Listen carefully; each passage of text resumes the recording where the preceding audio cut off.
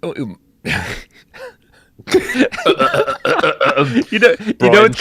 it's gonna be a good show, Miles, when I screw up the first word that I try to say. Dude, I say if there are going to be screw ups, just get them out of the way now. Let me do one now. Okay. That's it. Dude, I'm holding coffee, right, that's how, and I just got that on my system. Having a hard time keeping it in the cup because. Dude, the amount of times I've been playing PSVR2 games and not being able to speak, like just words don't come out because I'm so amazed by everything and I'm trying to communicate to other people. I'm just going, it's just like, can't speak this week. Joshua Davis in the chat says that anybody else's feet and lower back kill. My feet kill because I'm not used to standing. I usually just sit at my computer all day, but for the last 2 days I've just been standing nonstop playing Horizon and everything else. Yeah. Good stuff. My neck hurts. A lot of games where I'm like Demio, I've been playing a lot and I have to keep looking down. And dude, Demio is a game that I just keep thinking I want to jump back into it. So nice. Good times. Good times. So I think we might have a few games to talk about today. We got Battlefield today. Okay, we sound like the Sims. Sims VR coming soon. Let's start the show, dude.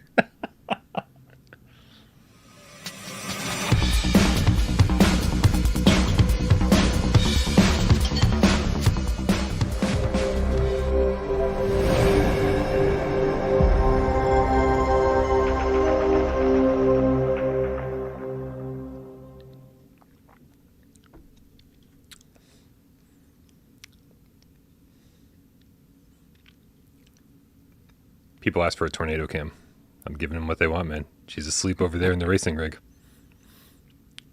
This is PSVR GamesCast Live, where we film live every single Monday, Wednesday, and 2 Wise Friday, right here on Without Parole. My name is Bryan Powell from this channel right here, PSVR Without Parole. And this gentleman over here, all the way on the other side of the pond, is Myles Dyer from youtube.com/Myles. Howdy, Bryan. Howdy, GameCats. How are we doing? I had to pause there because I thought our words are about to come out my mouth. Like, I'm now just, are we going to be able to speak? Nothing is guaranteed at this point, Myles. Nothing's guaranteed. No, nothing is guaranteed, except that we now have PSVR2. And the last few days, I have lost concept of time. I mean, look, I can't remember when it was. Was it after Wednesday's show? We said, I'm going to play some GT7, just for an hour or so. I took the headset off. It was like 5 a.m. And I'm like, I remember these VR days where there are just games where you get lost in and you're like, I don't want to leave, except there are tens of them. And so I'm really, really excited for this show. It's great to be with everyone. I am too. And if you don't like listening to us with video, that was a weird way to say watching us. Especially if we can't speak properly. Yeah. I gotta thank Geisen right here, man, because once upon a time Geisen recommended coffee concentrate to me, and now I'm hooked, man. Coffee concentrate. Like, I needed more caffeine in my system. Oh my goodness. If you don't like watching this show live or looking at our adorable faces during the show, don't forget you can always go to podcast services of your choice like Spotify to listen to this thing in podcast MP3. Who the fuck knows how we upload this thing format, thanks to our good friend Jay Meow. And if you happen to be watching this thing after the fact, or you don't like watching live because, man, we go on a long time, don't worry, we put timestamps in this thing after the show's over. Actually, we don't. Sci-Fi Game Cat Henry does, because he's awesome. I think that's enough of that. It's a good introduction, don't you think? Love it. Okay, cool. Well, I'm not done with the introductions yet, Myles. Make sure everybody heads over to Discord. Click the link in the description below and join the best PSVR2 community on the face of the planet. I have a feeling it's going to be one of the only ones at some point. But 4 years in, we're still going to be covering it when everyone else has moved on to something else. I just feel it in my bones, man. And also, while you're there, make sure you click Myles' channel link, youtube.com/Myles, and subscribe to him as well. What's going on over on your channel this week? I have a feeling it's something awesome. This week, yeah. Tomorrow, Game Cats, it's finally happening. It's actually scheduled, so if you head over to youtube.com/Myles now, you'll see it there in the live section. You can click set a reminder. You don't want to miss it. It's going to be midday Pacific, 3 p.m. Eastern, 8 o'clock UK time. Can't even get my own time right. Resident Evil Village. I'm playing it from the beginning. I have never played it before, and it's going to be in VR. And I've used it before, and if I can get it working again, I'm going to have my heart monitor on, and you'll see it on screen. So as I'm playing, you'll get to see my heart rate and see it go down as I die. Yeah, I feel like you're going to be relieved to die in that game, right? You're going to be like, oh, thank God I get to breathe for a minute. For me, it's about just keeping calm, just keep moving forward. Don't stare into big, dark, open spaces and just think about what could be there. Just move forward, because if it's there, it's going to jump out. That's the plan. But it's easy saying it now. I know when I'm in there, and I know how I felt playing Resident Evil 7, spending, 8-9 minutes in a laundry room, kept running up to the door and pushing it and stepping away and like trying to look what's out there. Yeah.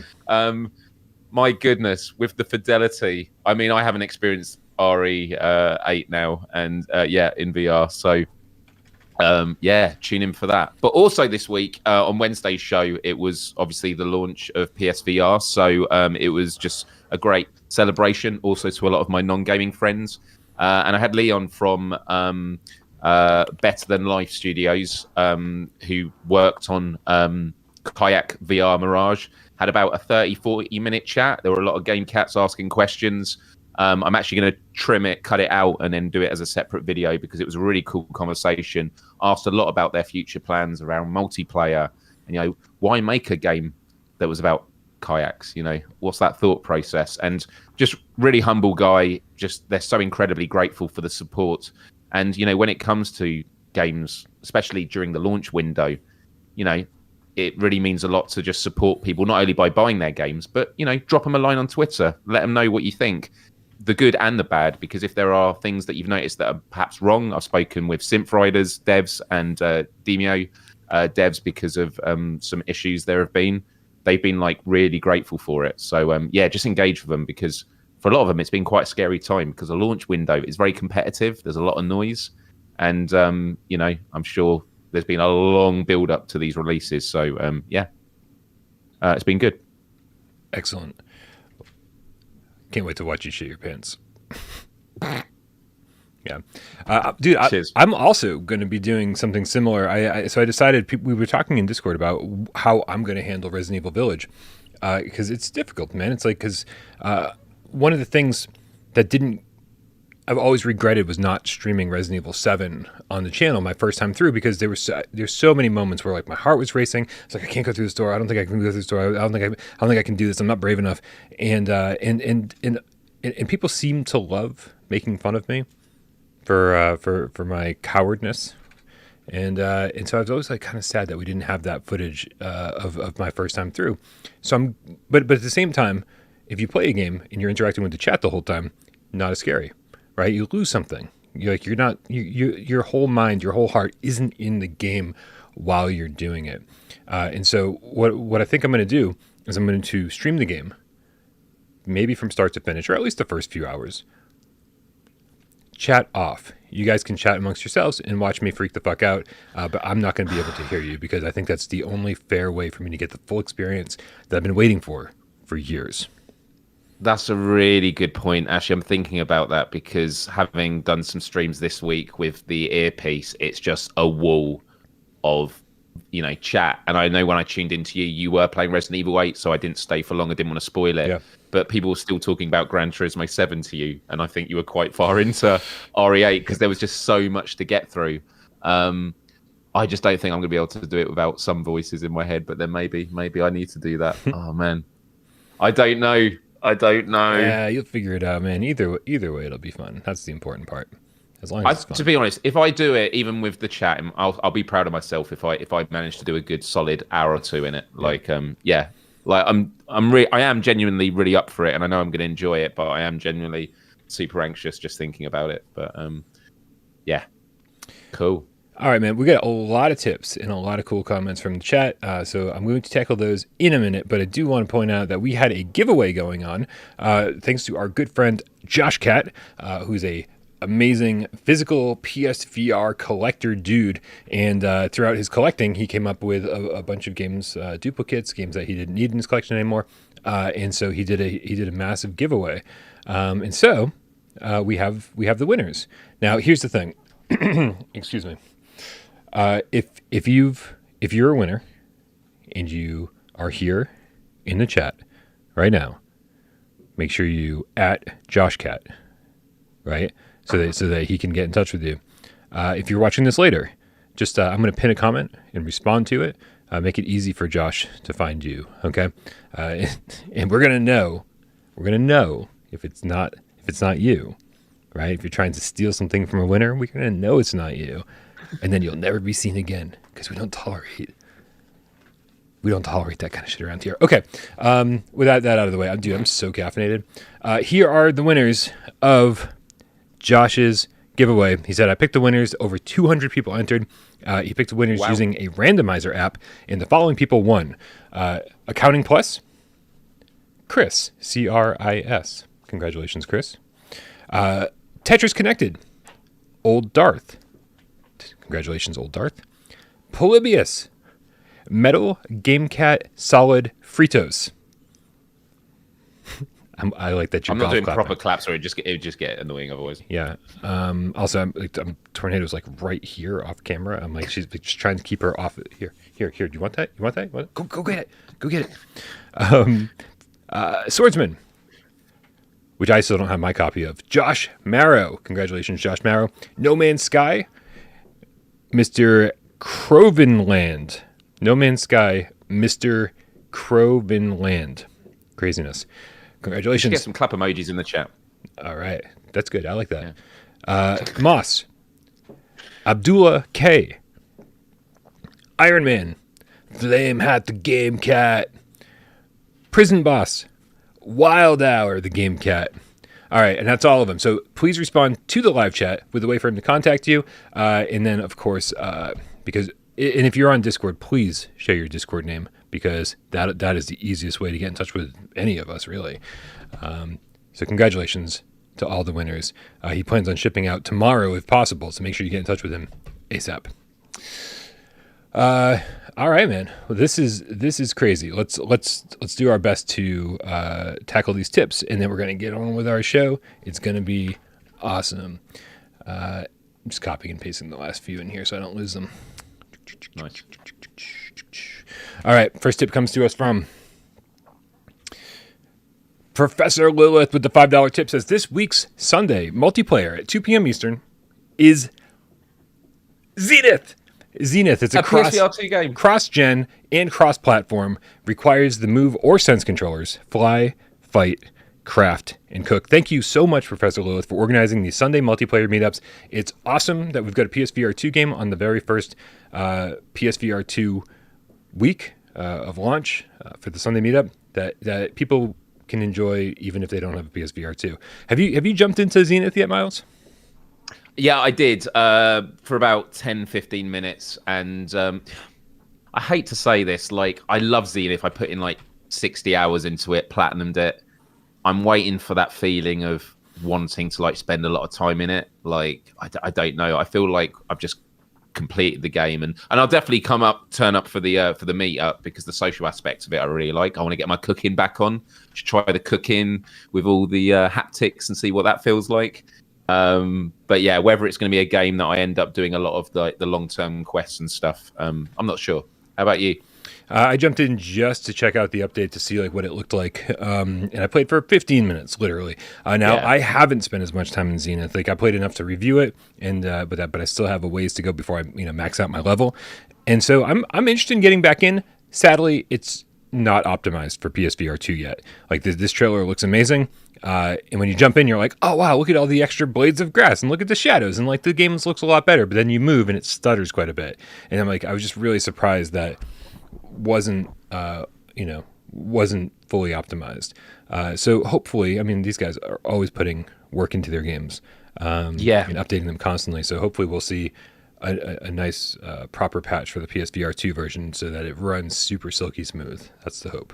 And when I heard this was the game for the first Sunday, my initial gut reaction was, oh, I thought, maybe having just a PSVR 2 like multiplayer game, but then having a cross-platform one, I was like, no, that's perfect. Yeah. That's perfect. With some people still haven't got their headsets yet, I think this is a wonderful way to kick off the PSVR 2 era with a multiplayer game that doesn't exclude anyone. So yeah, this is amazing. Great work. And again, if you've never joined us for a Sunday Multiplayer Meetup, we definitely organize all those things over on Discord. Professor Lilith heads that up, makes all the decisions, and of course they do a community vote every week to figure out which game they're playing. It's really just a great way to hang out with, again, one of the best communities on the face of the planet. So thank you, Professor Lilith. You are fucking awesome. Jay Meow's out there gifting memberships. Jay Meow fucking killing it out there. He was pushing us, Myles. He was pushing us so hard. He's like, can you enable memberships? Can you enable memberships? And like finally I was just like, okay, I enabled them, but I don't really have like memberships set up. Like I don't have rewards and anything like that. So right now all you get is like a PSVR without parole logo emoji next to your name. And that's all you're getting right now. But I promise, like, I'm going to figure out the Patreon stuff. I'm going to figure out the membership stuff. So just thank you, everybody, for the time being supporting the channel with no expectations of anything. It's really, it really means a lot. Thank you. Emily Baxter, hashtag the Cartoony Witch Game Kit with a $2 tip, says, tip provided by Zenith. And then with a vomiting emoji. Weekend now official. Oh my God.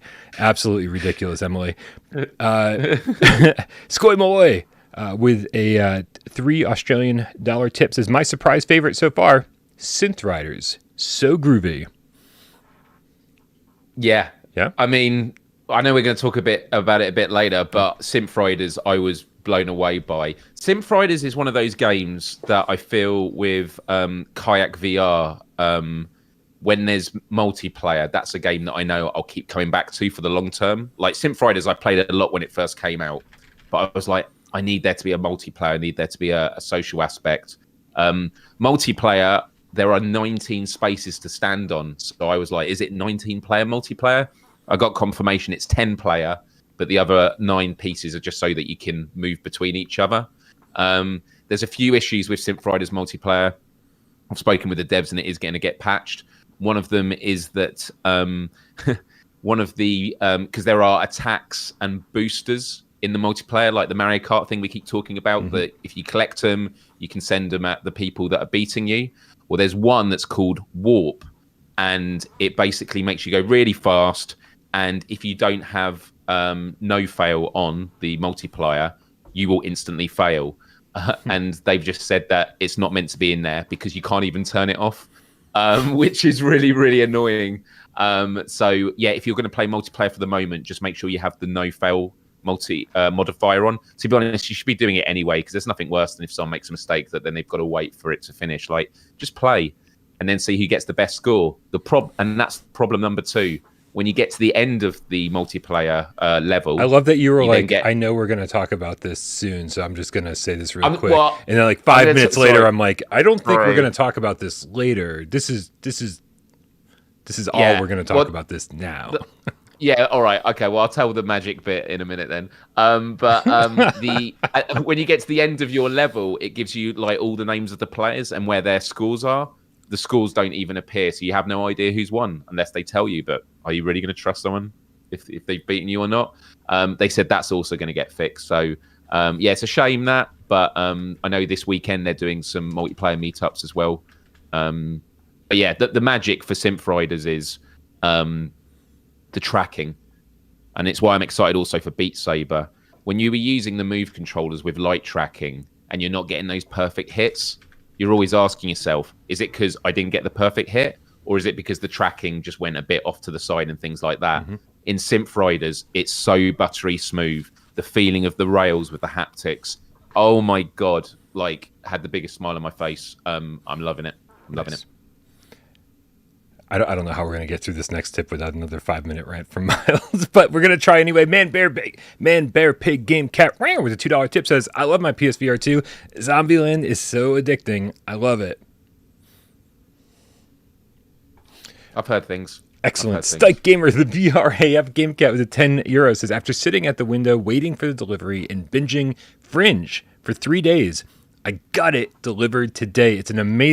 It is amazing, and the negatives are blown out of proportion. I am definitely happy with it. Yeah, dude, I mean, like, I don't know if anybody expected PSVR2 to be perfect, expected it to be on par with like a $2,000 headset.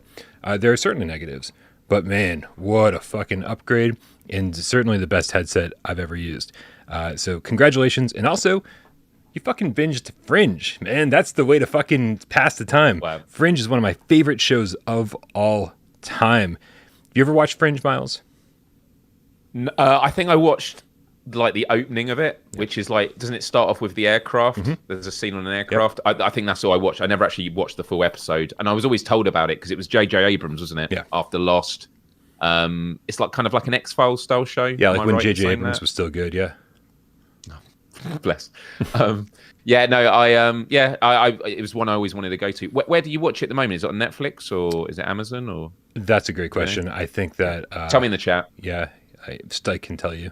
I can't. Is it? Would you say it's dated now? No. Or is it still holds up? No, it holds up. It holds up great. It's one of my favorite shows of all time, and I just actually binged it recently. Binged the first season recently. I haven't finished the rest of it in quite a while. Right. It's one of those rare things where they got through 4 seasons. It was about to get canceled, and then all the writers were like, "Come on, we have a story. Like, let us finish this." And Fox was like, "You have a half a season. We'll give you half a season to wrap shit up." And so actually, the last half season is just completely different than the rest of the show, and they actually wrap up the story, and it's bonkers crazy. I love it. Yeah, that's awesome. Yeah, this is the Fringe. This is now the Fringe cast. Fringe cast. Yeah, live. Belrami of the GameCat with the €2.5 says, "Reach the scary part of Resident Evil 8 now. Jumping ship." Wait, there's a scary part? Yeah. Dude, I was shitting my pants in the tutorial. They're like, go in the garage and turn on the power. And I was like, I don't want to.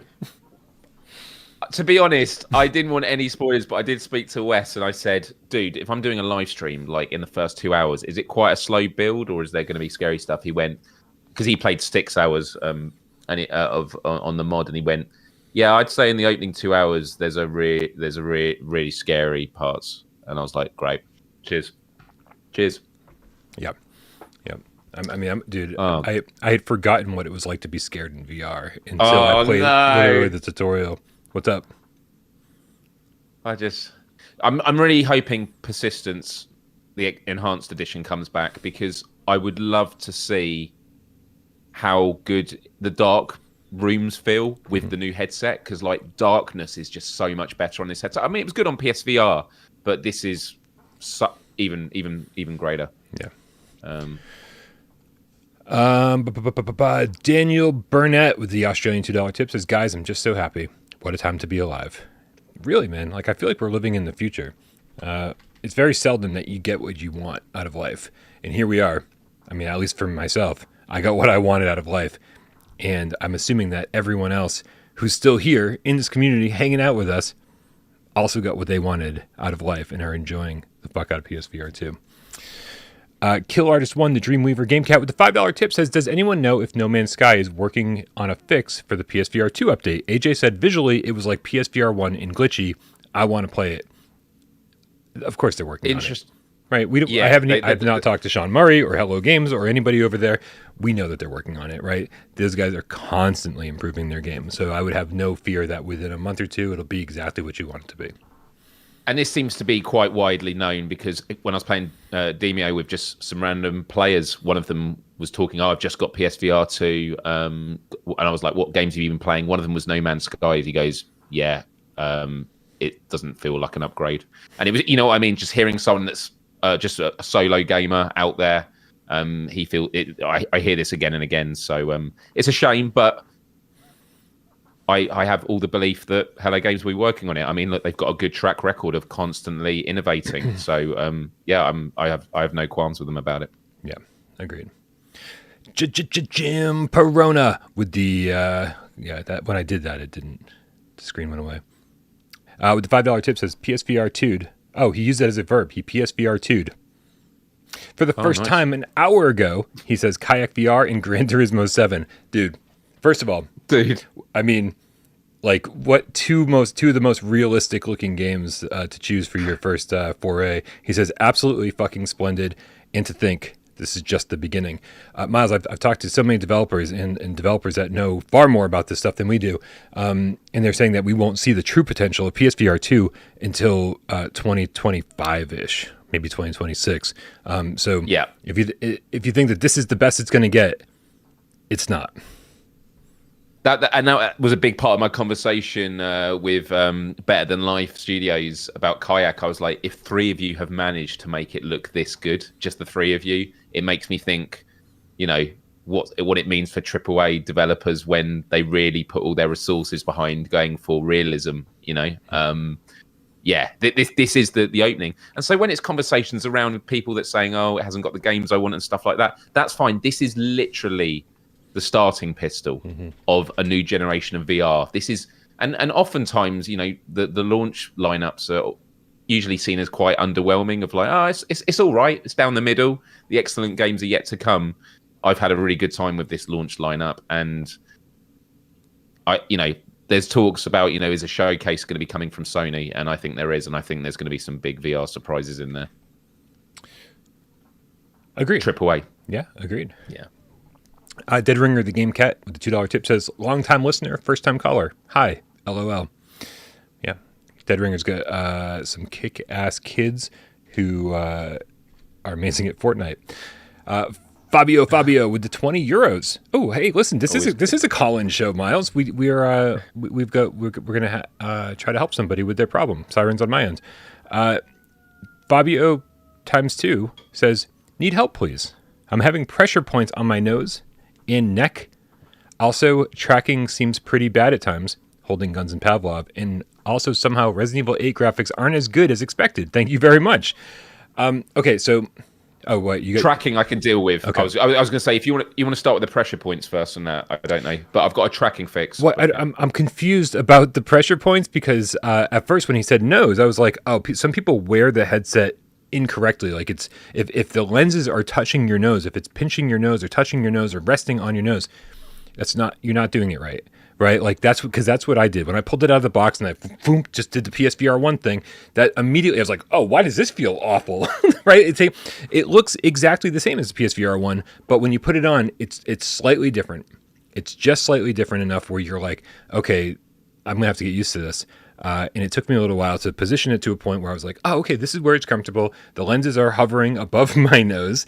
And then you just slide the visor in, you're good to go. I don't know what the neck thing is. I don't know I'm having pressure points on my neck. It reminds me a bit of, and this is going to sound like a weird comparison, when I first went skiing when I was a little kid. When you first go skiing for the first time and you get your ski boots, you make them super tight. So this is fixed to my legs. And then as you sort of become an intermediate skier, you realize actually the boots don't need to be that tight. You kind of loosen it up a bit. You get a bit more wriggle room because you're in more control in what you're dealing with. I feel that when you first get a VR headset and you get that sweet spot, you're like, I don't want this going anywhere. You crank it up as tight as you can out the back so it's fused to your head. And when you're wearing it for hours at a time, it might cause pressure points. So, even just loosening up just a slightly bit more than you normally would, that could be it. But other pressure points, as I've mentioned already, when I play Demio, I'm always looking down. So that sort of hurts my neck a bit in terms of having to look down all the time. I don't really know. But the tracking issue stuff, this might be something you've already done. I had tracking issues with Demio with the headset. It was always going a bit weird. There is a setting. So if you go to the PlayStation settings, easiest way to do it is if you bring up the PlayStation button, you've got that PlayStation VR card. So good. It has all the adjusting the eye tracking and all that sort of stuff there, and then you can click for more options. Takes you to the page, and if you scroll all the way down, there's a little tracking toggle, and it says something like, if you're having issues with tracking or like with the TV, just toggle this. And I did it. Yeah. It fixed the Demio stuff. Something weird happens on the social screen, right? It gives you this giant border on your social screen, so I'm confused as to what it's doing, but I'm glad it works. Right. And that's my question as well is, right, this is fixed Demio, so what is it actually doing? Because if it doesn't change the quality, then why is that not the default? Do you know what I mean? I'm just like, what's it actually doing to the game? Is it slightly less quality now as a result? I don't know. So also, I'd be curious. But these are all going to get changed with hard firmware updates, and that, aren't they, from Sony over the next weeks? Yeah, right. I'm sure shit's going to get better, but I think it's really. I think it's important to note that, I kept saying I tried to break my tracking. On I think it was Wednesday's show. I was like, I kept trying to break my tracking. and I couldn't. Right, I kept looking away and doing things over here out of my vision, thinking that the cameras couldn't see it, like way down here, and I couldn't break the tracking. Everything was working flawlessly. And then today, I was playing without my studio lights on, like just kind of like in dim light. And I think once or twice in my 4-hour play session, I raised my hand and it wasn't there. And then and it was there. And I was like, oh wow, oh look, the tracking didn't work. Like for the first time in since I started playing PSVR2, I had a very slight tracking issue, so I was like, oh, I wonder. And after it happened twice, I turned my studio lights back on, and it was flawless again. So it could very well be part of, your lighting situation.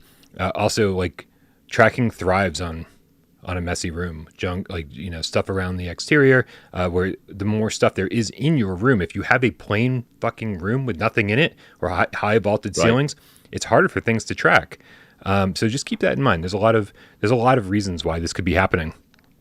And as far as the he says the Resident Evil 8 graphics aren't as good as he expected. I'm putting together a video, like just kind of a tips video, to kind of get the best image quality out of PSVR2. A bunch of things that you should try. We're going on a long time about this right now, so like just keep an eye out. I'm going to do my best to have that on the channel tomorrow, at the very least Sunday. So keep an eye on the channel. I'm going to try to be helping people as much as possible as we get through this. Wally is now a GameCast, specifically a White Tiger, with the Canadian $5 tip, says, I always had comfort issues. Lens fog, nausea, sweating on PSVR1. On PSVR2, it's as if I'm not wearing a headset at all. P.S. Light Brigade is fun. Can't wait to play that. Oh, I really like Light Brigade. Really good stuff. Hidden gem. Make sure you don't miss it.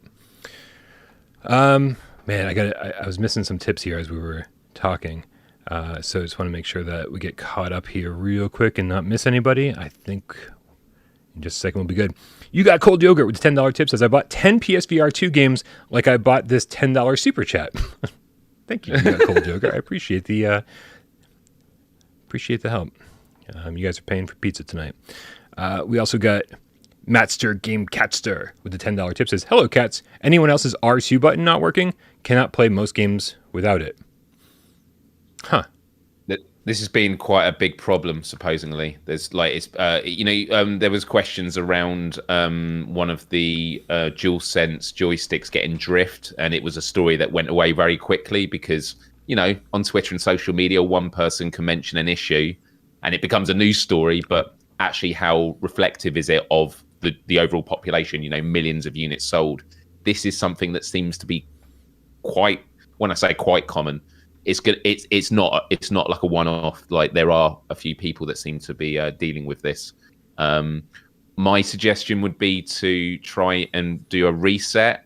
I don't know if that's going to be even possible. Like I don't know if you've been able to like connect it to your console. Is there a way of forgetting devices completely? Because when you first do it, you have to have it like a USB-C connected to the console, so it knows, oh, it's this connected to this console. And then every time you turn it on in the future, you don't have to keep doing that because it remembers it. There must be a setting where you can completely turn it off, but that could be a solution. But yeah, it's kind of concerning. Patrick with the $5 tip says, tracking border gives headset cameras something extra that's fixed to latch onto. The game moving can cause issues. It's funny because I play PSVR2 with the TV off, so I guess that wouldn't help me. Well, that's the thing is, so what they're saying is that border's added to the TV social screen. Mm-hmm.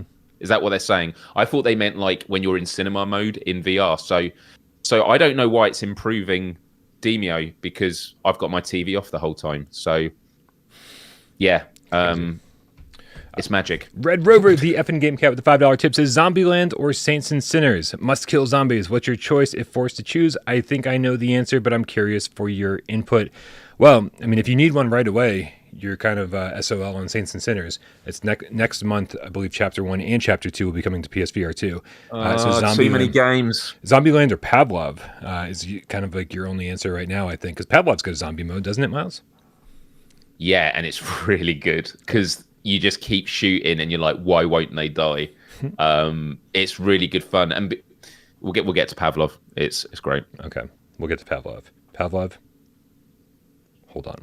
Paradise Decay with the $2 says, pinch me. I must be dreaming. PSVR2 is so good. Hell yeah, it is. Hell yeah, it is. And you know what? It's just going to get better and better and better. The tech's going to get better. The games are going to get better. We're just going to get more of the games. And as the headline of this video says, we are drowning in games right now. And Myles, we're just going to be drowning in even more games soon. Because did you see that state of play yesterday? I was there watching it. Dude. I mean, depending on who you are, the games either were like super exciting or really disappointed you. The more I read about these games, the more excited I got about them. But people have already seen my reaction to this. What was your reaction to the state of play? I was, I think on first viewing, I was underwhelmed. I mentioned what my predictions were in it. And, I thought that my predictions, yes, they were quite big hitters, but I thought there was quite a few reasonable ones in there, like Among Us, Rec Room, Beat Saber. Like, they're not titles that are necessarily mind-blowing. You know what I mean? Like, oh, well, never expected that. These are like things that you would assume PlayStation would want to say, yeah, these are coming along. But then, yeah, as I looked into them, as you guys were going through the blog posts and stuff, I think it's an interesting one, really, because it's always difficult to like bring in new IPs. But I think it's even more difficult to bring in new IPs for VR, because I think for VR, we're all after those flat screen IPs. We want to now, be it in VR. Like, there's a different sort of appetite for games. Yeah. Whereas, so when you're kind of yearning for that, and it's like, and here's another new VR game that's been worked on that is an IP that you've never heard of before. I think the gut reaction can feel a bit underwhelming, but just look at who's developing them. I mean, Endreams, really, really excited with what they're doing. And it was quite a cool, diverse range of games. So, yeah, look, I'm thinking about all the games that I've been playing the last couple of days that I'd never heard of, or, never played an IP like that before, and I'm having a really good time. So, yeah, I am excited for them, but watching the state of play at face value, especially with Resident Evil 4 not really talking about it, despite doing was it an article, not an official one, like an interview just like a week ago saying, yeah, we are starting development. I was like 2 days ago. 2 days ago, there was a tweet. It was like, right. Yeah, I mean, that tweet might have been from an article. I'm not a reader. Who the fuck knows? But yeah, just getting the word that like PSVR2 development is happening. It's begun on Resident Evil 4. It's weird to be like, okay, now here's some PSVR2 news on a blog on a state of play. But that's not part of it. I agree with you though, man. Like that, as far as I'm concerned, the Beat Saber was a strange omission. Like it didn't. That's not a huge game, yeah, but it's a strange omission. And I think they are waiting for Meta to go first with it, because I think there's going to be a big update for the progression system and stuff, and Meta will naturally want to lead with it first and say, and it's also coming to PlayStation VR2. So but on the Resident Evil 4 trailer, yeah. I was like looking at you and Wes's expressions, because I don't know about you, but as I was watching that trailer, all I'm thinking about is that'd be cool in VR, like the minecart bit. Yeah. I don't know if that minecart bit. I was like, yeah, that'd be. I mean, we're gonna be doing it on Switchback, but yeah, I'd like to experience that in VR for sure. So yeah. Mega Devilbird with the €5 says, from Atari 2600 to Gran Turismo 7 with a rig and Res in VR, mind-blowing. Just give me the Forest VR or Sons of the Forest, SOTF. Got it. Sons, because Sons of the Forest came out yesterday, so that was why I was like, there could be some mention. And yeah, as Wes has rightly said, they've never done an official VR port. Same with Alien Isolation, but because it is, whenever they do like those sales and they go, what are the best sellers? Forest was always there, which always surprised me. I'm like, yeah, probably got a lot of people buying it early on, but it's just constantly the game that spreads word of mouth. It'll be interesting to see if Sons of the Forest has the same impact. But yeah, it's a game that just that social co-op in VR would just be amazing. Hopefully one day. Matster Game Catster with a $10 tip says, on the plus side, I'm level 34 on Gran Turismo 7 with the rig. Does that mean isn't that collection level? Is that what that is your level in? Are there multiple levels? I always see the circle filling up, and then like you advance levels. But is there only collector level? Yeah. Is that all there is? I don't know. I don't know. I could be wrong. I better start paying attention, because eventually I'm gonna have to review this fucker. Right? Brian has no idea what the game's about. Yeah, that's most games. Agent Jack Bauer in the chat earlier said, wasn't there another showcase? It seems like it was from a smaller studio, maybe the Until You Fall studio. Well, Agent Jack Bauer, let me tell you something about what happened there. Schell Games really did a horrible job messaging what their whole thing was about, because it was on launch day, PSVR2 launch day, or the day before launch day, and it seemed like it was going to be a Schell Game showcase. The thumbnail showed Among Us and I Expect You to Die and Until You Fall, and then what did they give us? Everybody was waiting, like so excited to be like, what's Schell Games going to show off? Like here's their lineup for the next year, or here's a bunch of PSVR2 upgrades, or here's something, right? It was the entire showcase, which it wasn't a showcase. We were just, again, poor messaging. 45 seconds long. It was basically just an announcement of I Expect You to Die 3, and the trailer didn't even end with a PSVR2 logo on it, and with like a Meta logo or something else. It's like, okay, well, great. I love I Expect You to Die. I'm so happy that they're continuing the series, but like that was not what we thought it was gonna be. Yeah. It's another property that I'd love to experience, those awesome title screen intros in PSVR2, like in the haptics with the environments. It'd be really great. Among Us, Brian, is it actually listed on the PlayStation Store for pre-order? Is it not even not even acknowledged? It's not even acknowledged. Yeah, that was a weird one, man. Like we were supposed to get it on PSVR1 because they even had a PSVR1 logo at the end of the very first trailer they showed, and then they quietly, sirens on my end, canceled the PSVR1 version, and then said, "But don't worry, it'll be there on PSVR2." When PSVR2 gets here, implying it'll be a PSVR2 launch title. And then they backed off from that statement. It would have been a great launch title. Yeah. Yep. Oh, yeah, dude. Like, all the social games are awesome. And especially since it's cheap. Was it like $10 or something? $15? I don't know what it is on Quest. I forgot. I bought it, but I forgot. And so, you get in, play with the cats, have some fun. I don't know.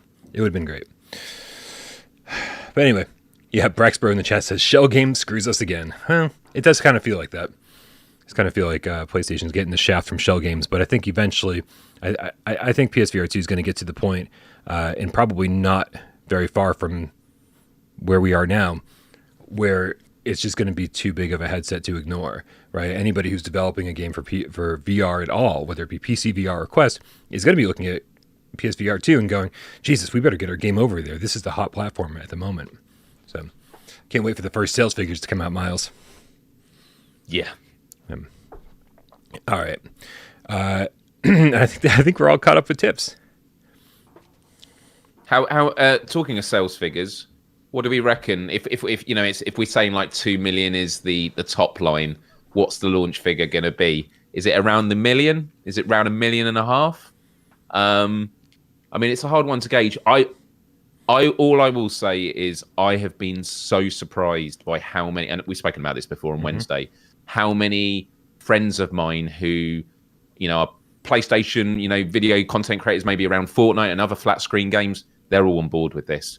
And even if they're people that were, gifted them by PlayStation, all their fans are now going to see it. They weren't initially VR content creators, but just playing it and going, and especially if they've never been VR content creators before and never experienced VR, and that is their first one, they're sharing the videos of their partners and parents and that going, look at this. Yeah. I think this is going to have a real rippling effect. And, PlayStation is fighting against the struggles of a cost of living crisis around the world. Economies are struggling. But I think they could be, I don't know. I reckon it could be at between 1.5 million and 2 million. I think it could be a real successful launch. Yeah, I'm going to shoot for the stars and say 2 million. Like I do feel like there's energy in the air, and it's not just because of what we're doing here. It's like even outside our bubble. Like my best friend sent me a text message last week, and he was like, "Should I get PSVR1?" And I said, "No, wait for PSVR2." And he ignored me. He got PSVR1. And was like, this is the most incredible thing I've ever seen, and immediately went out and bought a PlayStation 5 and a PSVR 2. It was like, no, this is the most incredible thing I've ever seen. So like, it's just, and he's been out of gaming for a long time, but this is putting gaming back in the forefront for a lot of people. Anyone that grew up, around, when I was growing up and saw the Lawnmower Man and Nick Arcade, who I've talked about this 1,000 times and been like, being inside the game is the ultimate gaming dream for people of my generation. And now it's completely fulfilled. Sirens on my end. I mean, I mean, I had my parents stop round yesterday or the day before, and I was going to go back to theirs. It was on Monday because it's the Last of Us night. I always go for a dinner with them and watch The Last of Us with them. And it was like afternoonish, and my mum was like, "Oh, I'll go back, but you're welcome to stay here," to my dad. And then I can drive him over when we go over in the evening. And he did. He stayed for a few hours, played Call of the Mountain, which I mentioned before. He'd never experienced a VR game before where he had to worry about the controls and stuff like that. And he's coming over tomorrow to play GT7. Like, it's just amazing. Like, and then my friend Johnny today, he had a friend come over. He says, I'm just going to quickly show him some Demio. And then like 2 hours later, he's still sending me photos of his mate still in it. Like, just can't believe how. And he's actually a Quest player, but he's just so blown away by PSVR2. So yeah, it's very palpable, the energy. Vinny BP in the chat disagrees with the 5 rupees. Says, guys, aren't you a bit disappointed with PSVR2? Be honest, Myles. Okay, let's put the facade away. This fucking PSVR2 shill facade away, and be honest. Yep. He says maybe I was overhyped, but it should have been called PSVR 1.5. Too many PSVR 1 issues still there, dude. Like, okay, listen. Maybe you weren't with us in the PSVR 1 generation, or maybe you weren't there long enough or something. But like the Sense controllers alone, having a grip button, analog sticks, adaptive triggers. I mean, like all the DualSense stuff, and then and then we got rid of the breakout box, one really lightweight wire, 4K visuals. I mean, like, no, man. I'm sorry that you were a bit disappointed, but that doesn't seem to be the sentiment amongst the rest of the community. But each person's going to have their own experience. I'm sorry that you had a bad one. Yeah. Myles, since we're having such a good time with launch, how are you handling launch? It's really difficult. It was really difficult for me because I got the headset on the same day as everybody else, right? And so like here I am, like PSVR 2 channel, and I'm like, how do I cover launch, right? And so it's been chaotic. I'm trying to play as much stuff as possible, but then eventually I was like, dude, I got to chill. I got to chill and really enjoy myself the way the Game Cats have been asking me to chill and really enjoy myself. And so I've just been spending a lot of time playing Horizon recently. What have you been doing over there? Yeah, it's so true, man. There's the sort of 2 gears, isn't there? There's, covering everything, so you're sort of abreast of it all for the community. But then there's also like, I actually want to like enjoy some of these games as a gamer, because that's an important perspective to have. Like, it's important to review them and like dive in and think about what feedback there is. Yeah. But just enjoying these worlds. The one that I keep coming back to again and again is Demio. It surprised me a lot, actually, because I love Table of Tales. I heard great things about Demio, but just being able to jump into games with other people, like you can literally start an adventure and then there'll be another hero just comes through the door and you're like, oh, hey, dude, thanks for joining. Like you might have been in a battle and you were struggling and you're like, oh, I'm gonna die, and then someone comes in as a hero and then they're gonna come save the day.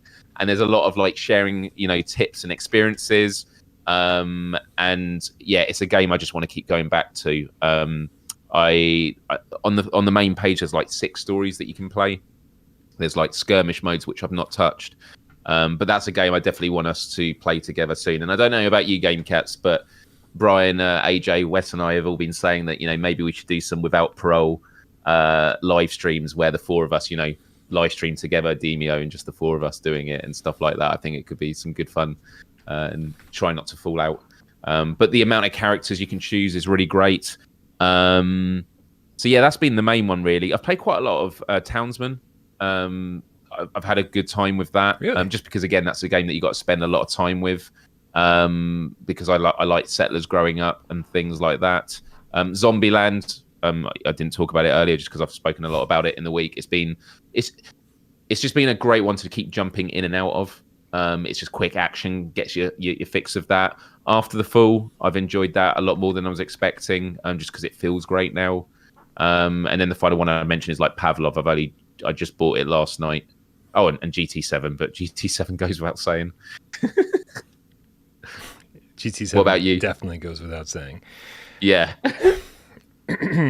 Yeah, like I said, I was going crazy launch day, day 2, whatever, just trying to play as much stuff as I possibly could, just to have some knowledge and things to talk about on the show or whatever.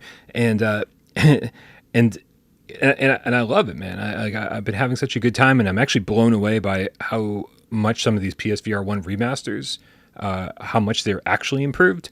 I was expecting to be like, okay, they're clearer now, the blur is gone, but it's so much more than that, man. Like some of these developers put a lot of love into some of these remasters, and I'm really, really happy. Especially for the fact that most of them are free. But even the paid ones, man, like I was playing Tetris, and I was just like, man, this is worth the $10. Like it's agreed. Yeah, it's crazy that I was like, because I was sort of a take it or leave it guy with Tetris Effect on PSVR1, but with PSVR2. I'm like, I am no longer a take it or leave it guy. I'm like, Tetris Effect on PSVR2, it's quality of the visuals. Like, everything was a little bit fuzzy on PSVR1 in Tetris Effect. Even with the Pro and with the PlayStation 5, there was no dynamic resolution. And so with the particle effects, like just flying past the screen, flying into your face, the way that you transition from level to level, where it actually, like, you go into the puzzle grid, in the headset haptics start weak and go and you're like, Jesus, this is intense, man. Like, this is intense, and it's Tetris. It's Tetris, Myles, and I fucking love it. I'm no longer a take it or leave it kind of guy. That's awesome. That makes me happy. But mostly Horizon Call of the Mountain. I'm trying to get back into like work mode here and tackle game after game after game, just one at a time, so I can really like enjoy it, but then get a review out for each one. So I'm about to beat Call of the Mountain. I feel like I'm going to finish it off tonight, and hopefully have a review up by Monday. I would absolutely love to have a PSVR2 review out soon, and I'm having a blast with Call of the Mountain. Yes, there's a lot of climbing, but man, is it fun, dude! The first PSVR2 review. This is the start, man. It's a big moment. It's a big moment over here for sure. Yeah.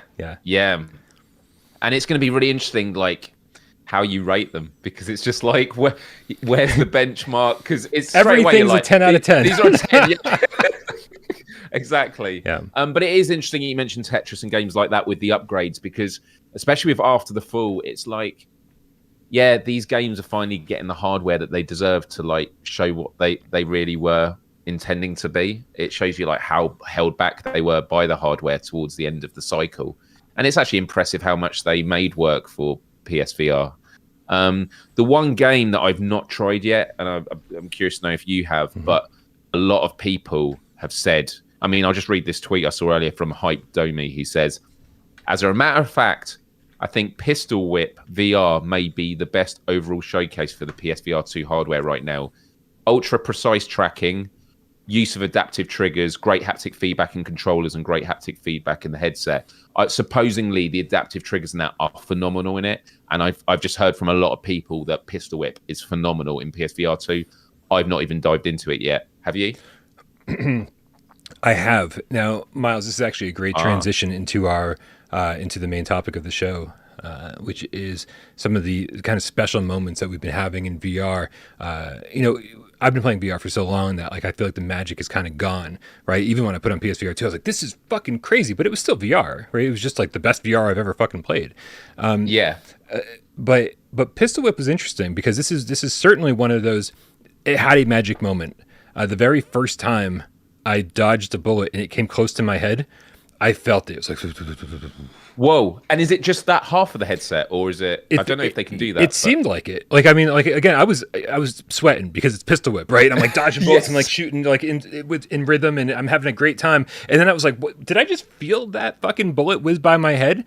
And so I only played like one song, just enough to like get in there and get out to experience it. I have to go back and like did I really feel that the way that I think I felt that?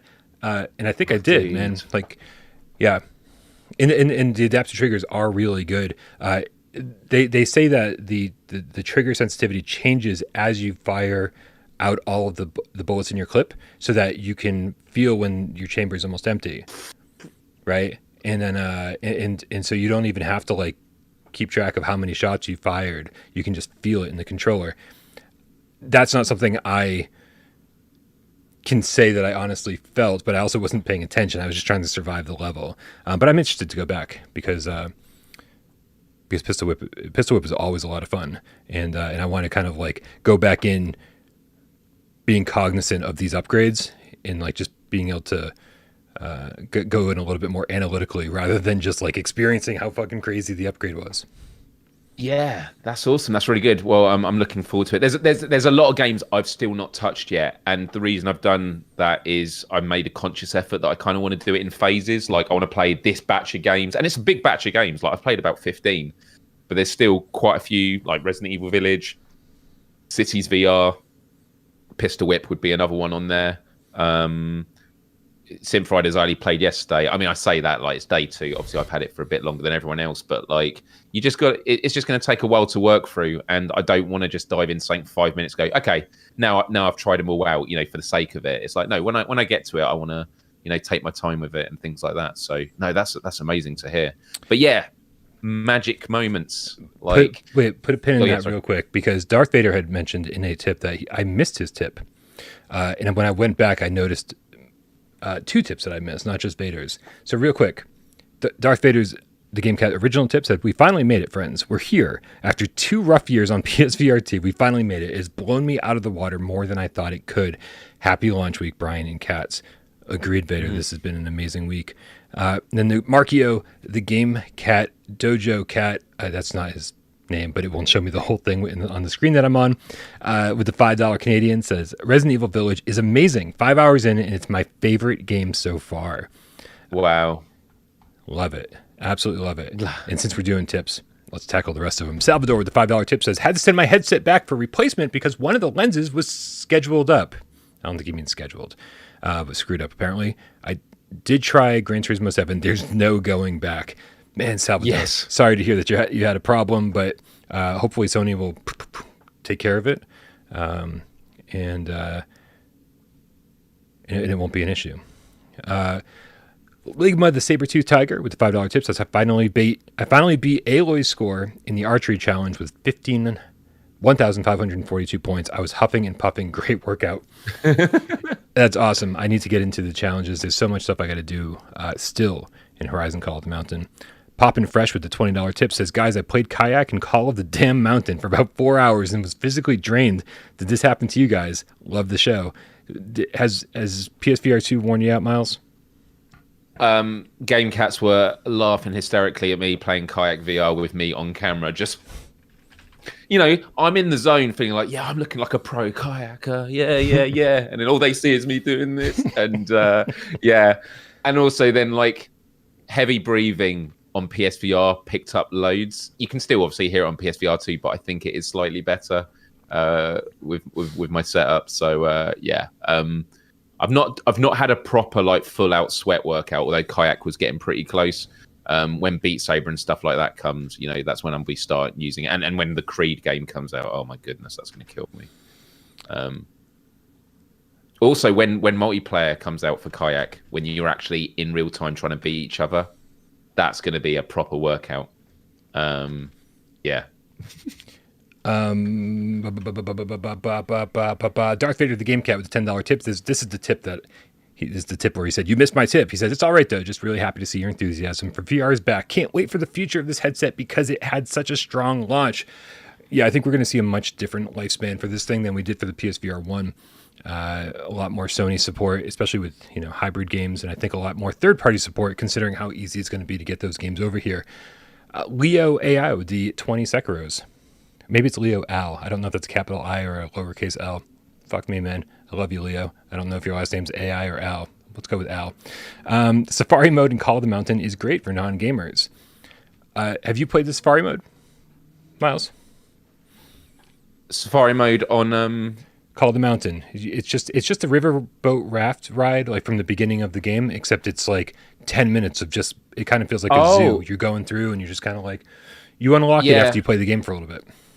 Well, I was going to say, when you first go into the hub, you get like that little museum and you can pick up one, and I know you can access it from the main screen as well. I was curious to know if it was a repeat of the first, so it is just a longer ride. You get to see a lot more of the machines. Yeah, longer ride. That's cool. Yeah. Do you know? I think it's one of my only criticisms of the beginning of Call of the Mountain is it just feels like there was no interactivity on the boat. Even seeing other people doing it. Like, I'm not saying a part of me is like, I want to be able to fight, and I know that you're a prisoner, but it should be either that you've actually got chained up, like your hands clearly look chained up. Mm-hmm. You're not just like doing this, or you're able to like look in boxes and stuff. You know, just some kind of interactivity. I felt that was a bit missing, but I also understand the beginning. It's just about just sit and take it in, and splash the water a bit, but. For sure. Yeah, I think that's the point. Like, I think it was a lot of people's first VR game ever.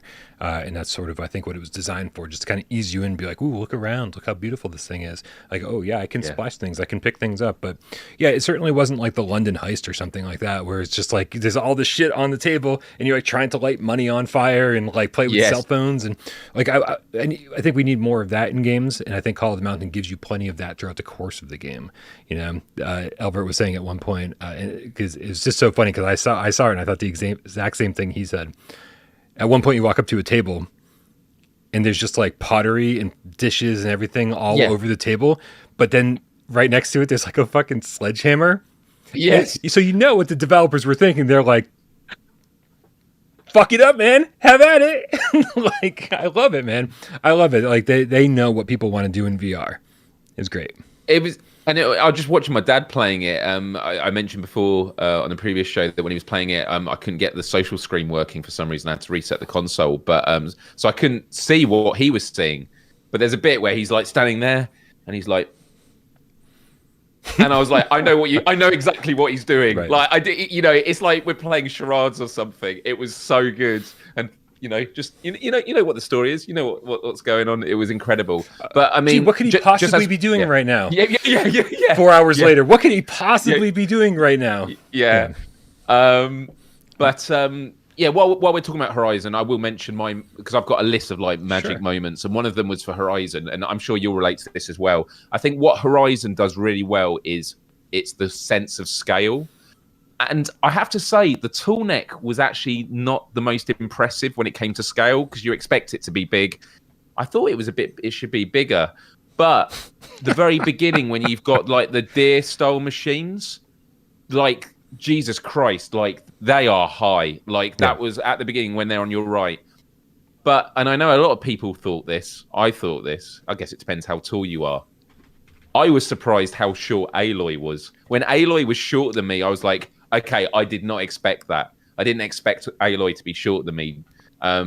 She's very nimble and a great climber in that. But it reminds me of, and this is going to sound like a really weird comparison, it reminds me of when I was playing Minecraft on PSVR and you first come across creepers. Mm-hmm. In that game, creepers are the same height as you. But when you're playing on a flat screen, the same height just feels, well, it's smaller, it's over there. Whereas when it's the same height in VR, it's intimidating. It's like, oh no, it's literally like matching up to you. Yeah. There's just a different dynamic in VR. And so, yeah, I thought Horizon Call the Mountain, whether it's looking at the mountains or the machines or Aloy, the scale was a real like wow thing for me. That and also the eye movement.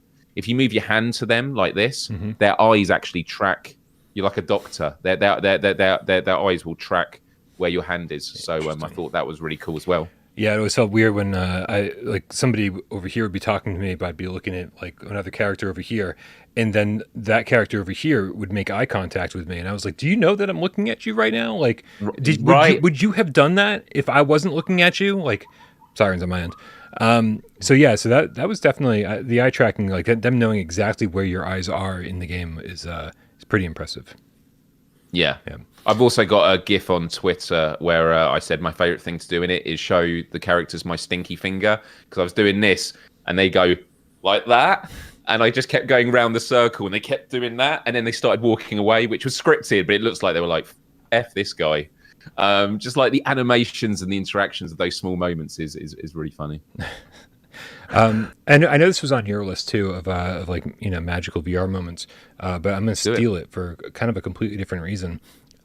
Obviously, everybody who's watched my first impression live stream on launch day, everybody's said the same thing. They're like, your reaction to when Gran Turismo switches from flat screen mode, because you're in flat screen mode basically the entire time until the race starts, right? Even when you're like waiting to take control of the car, you're in flat screen mode, and then you do, and it's like, boom, and then you're in the car. You're like, oh shit, like, right? It's an amazing, like, talk about magical moments, man. It was one of those things where it was like, I was like, first of all, is this even working right? And then when it switches to VR mode, you're like, this is working really well, like just shockingly good. And I'll tell you what it brought to mind for me. And I don't think this is an expected response. It brought back Resident Evil 7 vibes, because that game, when it starts, it's all 2D cutscenes, and your character's driving the car in first person, and then the very first thing you see, it switches from that flat screen perspective with your character sitting in the car to your character sitting in the car in VR. Like, boom, that's your first moment in VR in that game. And so it was very, very much brought back those vibes for me, and I kind of love it, right? Because I thought that was, I couldn't believe how good Resident Evil 7 looked in VR, right, and on PSVR1, and so it was like that same sort of transitional feeling where it's like, boom, I'm glad it happened so quickly. I'm glad it happens like so immediately, because it just made my brain go, like, it was almost like I was in shock for a second. And that's the thing about the GT7 thing is, I'm always like, every time it goes back to flat screen, coming out the pit stop when it's flat screen, but it makes it more impactful, because every time it's flat screen and it's about to start, you're like, I know how this is going to feel. I know. And then as soon as it goes to VR, it doesn't matter. Mm-hmm. It's just every time it blows my mind. I know how this is going to feel. I'm in the car. Oh my God. Like, it's just every time. GT7, man. Oh God.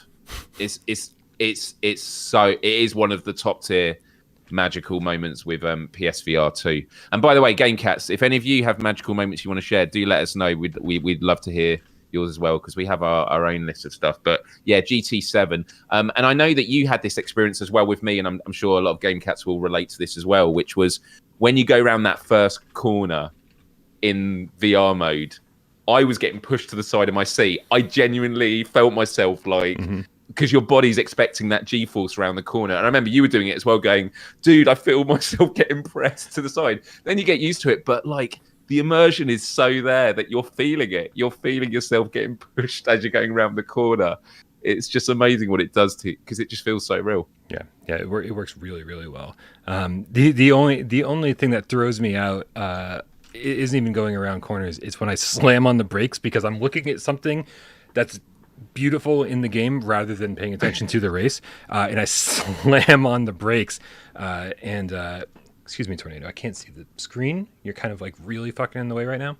And so I slam on the brakes, and like, there's none of this that's happening. Right. And so that's the only thing that pulls me out of the immersion. So when I'm racing normally and playing the game properly, everything feels right. Yeah. I hate driving cars with like back seats, because I always want to check them out and like stick my head, but then I'm driving off the road straight away. I just want them to bring in head turning, syncing. You could not stop talking about that when we were playing. Because when you pass a car, you instinctively look at the car as you're passing it, and it would be really cool if that person was able to look back at you. But yeah, because it's that aggressive, like, you keep doing that, don't you? Because you want to keep looking at the road, you want to see where they are, and that would just be so. And it's right. I do go on about it a lot, but it is just something I'm like, that would be the icing on the cake. Yeah. It's hard to complain when it looks as good as it does and plays as good as it does. However, it's not a complaint. No, it's a complaint, but it's it's one of those minor quibbles where we're like, if you have some time over there, Polyphony, we'd really appreciate it. But if it doesn't happen, I'm like, I still love this game. Yeah, for sure. Antoine with the €10 says, I can see the screen door effect in dark scenes. If I don't pay attention to it, it's not too bad at all. I don't see it on Quest 2, oddly enough. Is that because the blacks are gray on the Quest 2? Thank you. Well, it's mostly because we got some killer OLED panels over here on PSVR2, so it's not the screen door effect. I actually did some research on this today, and by research, I mean I messaged Wes, and he gave me all the answers I was looking for. So it's Mura, right? And so Mura is just like when you look at a bunch of pixels that should all be the same color, and they're not able to be, just because of life. But it's very easy to confuse it for screen door effect because it looks very similar. But that's the reason, because Quest 2 doesn't have OLED panels. So, yeah, it's there. It's definitely there. But I feel like I have to look for it. It's going to be mostly visible when you see like things like fog effects, or when things get really dark. But like, I don't think I saw it at all day today in Horizon. You know, and everything's like really bright and colorful and vibrant, which is what OLED panels are all about. Is the vibrant fucking colors, man, and brightness. And so, you know, it's again a minor quibble, yeah, but it's there. Yeah, it's a thing. You know what Wes told me. Sorry to interrupt you, Myles. What Wes told me that it is actually solvable on the software end, or actually like you're able to minimize it on the software end. So Sony could very well be able to do something about Mura, or developers possibly could in the future as well. Well, this is it. Up to launch, my assumption is that developers have been working in silos. You know, they get some guidance from PlayStation, but now it's out. There's going to be a lot of collaboration, like, and sussing it out. And the conversations I've had with like the Demio devs and Synthriders, you know, it's new tech. Like, it's very early days. Like, look at No Man's Sky. Like, there's been issues with that they're no doubt working on, and it's just because it's new tech. It takes time, and even Sony from their end, like, they're running tests. This is the best test they can do, which is having millions of units sold, and they're able to track and see what the feedback is, and you know, and make adjustments accordingly. The only thing I started noticing today, and it's one of these things, if I don't want to mention it, and because a lot of these things is once I mention it, people start noticing it. Yeah. But it has been something that's been spoken about a lot, which is the ghosting effect. Now, I still don't know if I know exactly what it is, but I've noticed in some games that when I start moving my head, it goes blurry. There's a slight blur. Is that what ghosting is? Is that what the ghosting effect is? What game? All games?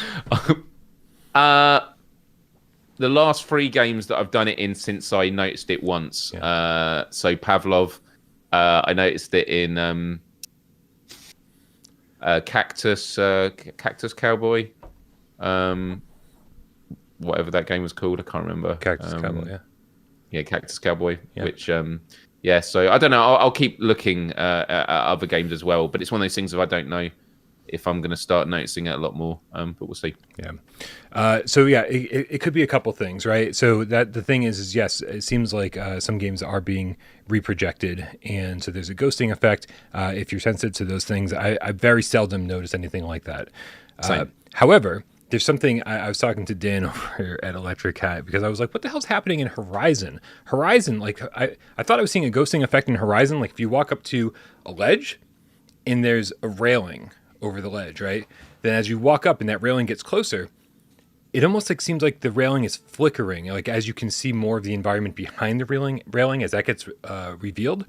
And he actually told me that was to do with the type of anti-aliasing that they use.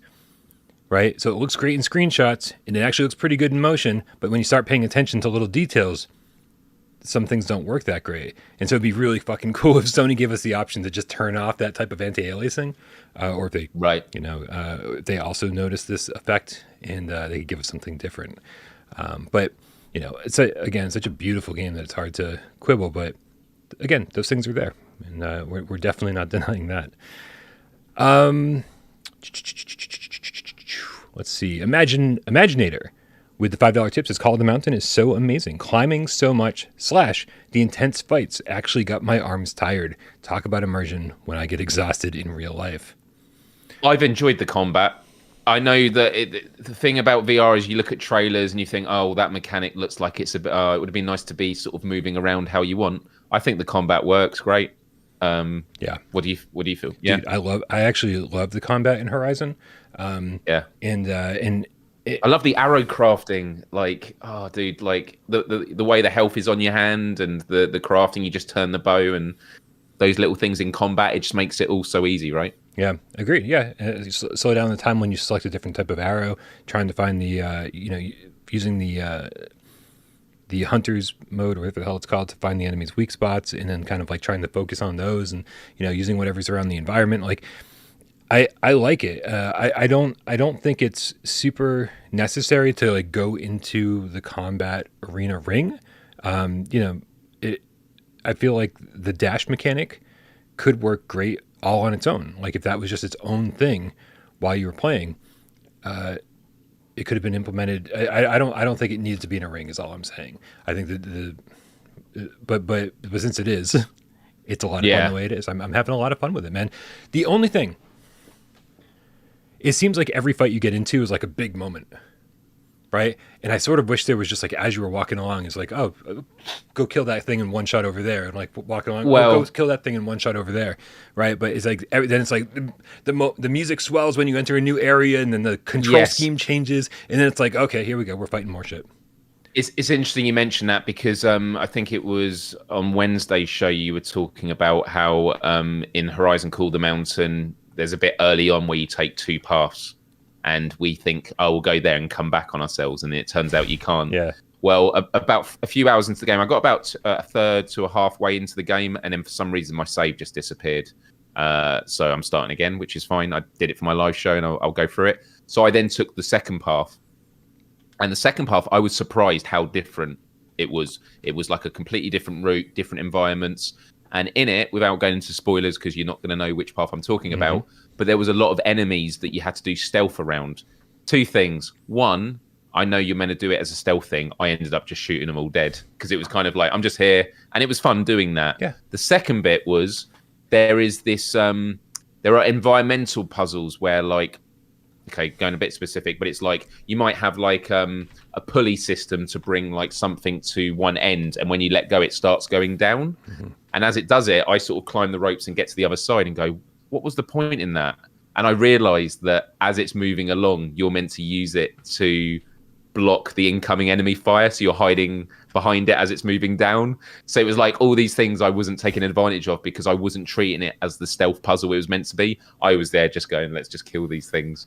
But I kind of liked the free roaming aspect of killing enemies. Like everything didn't have to be a set piece, but that clearly wasn't what was intended by those sections. Yeah, no, I certainly discovered that too. It was like I would do a whole section of combat, and then as I'm walking around, like, you know, collecting stuff afterwards, I would like notice things in the environment and go, oh, these things were here to help me. Like I totally just ignored all this stuff. But yeah, it's because in the Horizon actual flat screen games, there is a stealth aspect to it where when they track you down, you can hide in the long reeds and stuff like that, and you wait for them to go, and then they eventually go back on patrol, and then that's when you continue.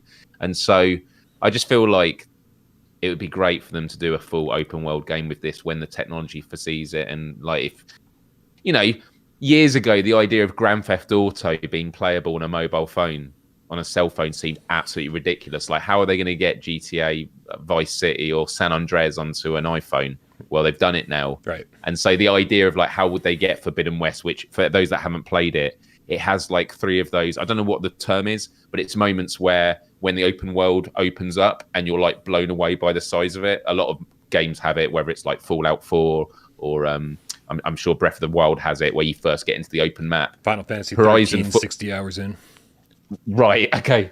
Well, Horizon Forbidden West has that moment 3 times in the game, and every time it's even bigger than the last, and you're like, oh my goodness. But if they, you know, before the end of PSVR2, we might get to a point where the first half of the PSVR2 cycle, it's a lot of intentional triple A's, but it might get to a point where the tech gets so good that it just becomes easy of like, no, we've got this setup now, so we can port any PS5 game into VR. And then they just might start happening quicker and quicker, which would be amazing. But yeah, I'd love to play those other Horizon games in VR. Yeah, agreed. But enjoying it. Agreed. Yeah, one of the many things. You know, I've talked enough about my experience. I want to talk to the cats here. And so what I'm going to do is I'm going to highlight the tips that are talking about their magical moments, because that's on topic. And then don't worry, we'll get to everyone else's tips, you know, by the end of the show here. So Paradise Decay with the 2 quid says, highlight, shotgun in Resident Evil 8, shaking my hand and head. Dude, I've only played what you saw me play on the live stream of Resident Evil Village. But that was a highlight for me too, man. Like, just like, again, the shotgun was thunderous. Like, from an audio standpoint, it did exactly what it was supposed to do. Then from a controller and headset standpoint, it was like, it was like, holy crap! I felt that, like, it made me feel it through my whole body. I was like, that's incredible. Like, I definitely did not expect things to be that intense with the headset haptics, and they are phenomenal.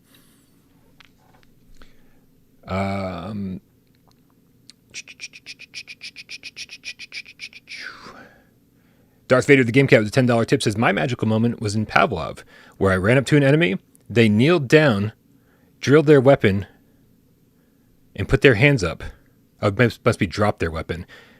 My magical moment was in Pavlov, where I ran up to an enemy, and they kneeled down and dropped their weapon and put their hands up. It was hilarious. Have you had that happen? You played some Pavlov last night, right? Yeah, I shared a clip yesterday where I was chatting to some guys, and what I like is a lot of people, they're wearing face masks, so when they talk, you kind of see the face mask moving, so it just feels really real. And then you have to hold up your hand to your ear to use your radio, so it's proximity chat. If you want to talk to your team, you have to go, hey guys, can you hear me? Where are you? Over. And there's so many magical moments, dude. Like, we're bringing back clip of the week to Friday's GamesCast Live, and I had one in particular. But there were so many Pavlov clips that I could have used. And the one that I shared on Twitter was, I was asking guys, oh, so how do you crouch? Do you actually have to crouch? They're like, yeah. And I went, oh, and to prone, how do you prone? They're like, oh, we've not tried that. And I literally got on my tummy. And that is how you prone in Pavlov. You have to physically get on the floor yourself.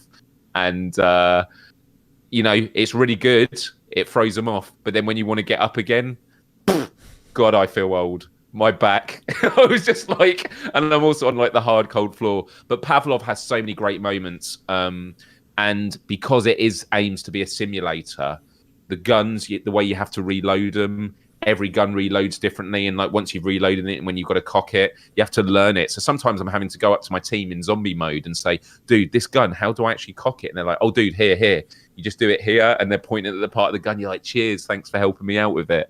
So it is it's not a frustrating game.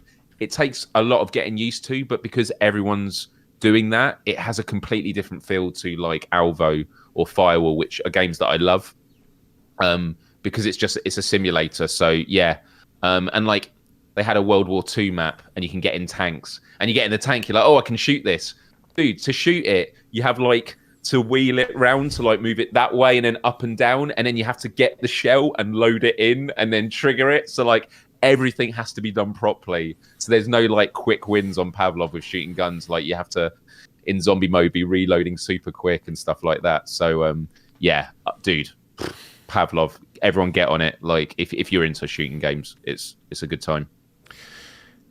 Jay Meow with the $2 tip, he said, surprisingly, NFL Pro Era was a mind-blowing moment. Jay won't stop talking about how hand egg. How good the graphics look. He keeps saying they look as good as Madden. Wow, that's awesome to hear, though. I've not seen actually any footage from it, so yeah, if you do get some, please share. Looper, the Underground Game Cat, with the €2 says, my magical moment was the Resident Evil 8 menu screen. Isn't it crazy that like VR is so good that we're getting blown away by menu screens? Because I know what he's talking about. Is it in VR as well?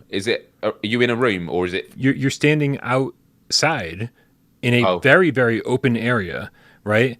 And so this is the same thing as Resident Evil 7, right? So Resident Evil 7, but you're in a kind of tiny trailer that's out in the backyard, right? And it's all enclosed, and it looks stunning. You're like, holy crap, why does every game look this good? Resident Evil Village, with their menu screen, sort of almost instantaneously, or without saying a single word, says this is why Village wasn't on PSVR 1, right? Because you're like, holy crap, this looks incredible, and the draw distance is amazing, the LOD is amazing, like it's just sharp, and you look down to ground, the texture works amazing, like it's just wow. This is why the menu screen tells us why we didn't get it on PSVR 1. It's crazy.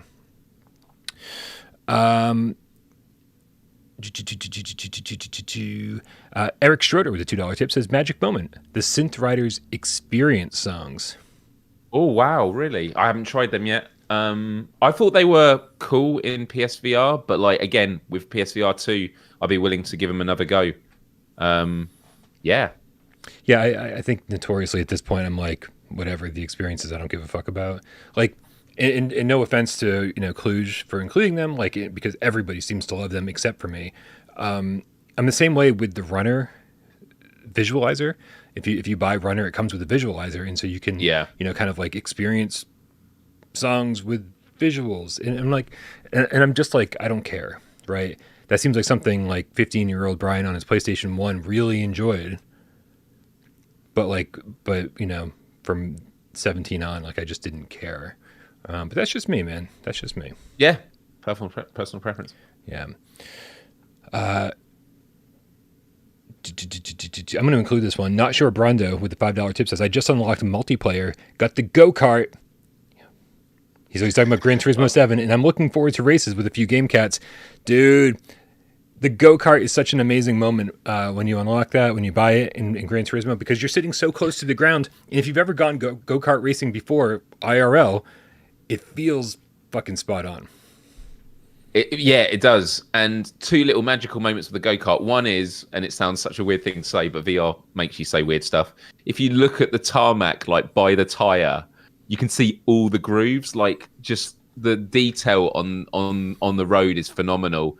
And then secondly, there was a bit where I clipped on a go-kart, one of the corners where it went on a bump and I was airborne. And moments like that, you think, is this going to make... No.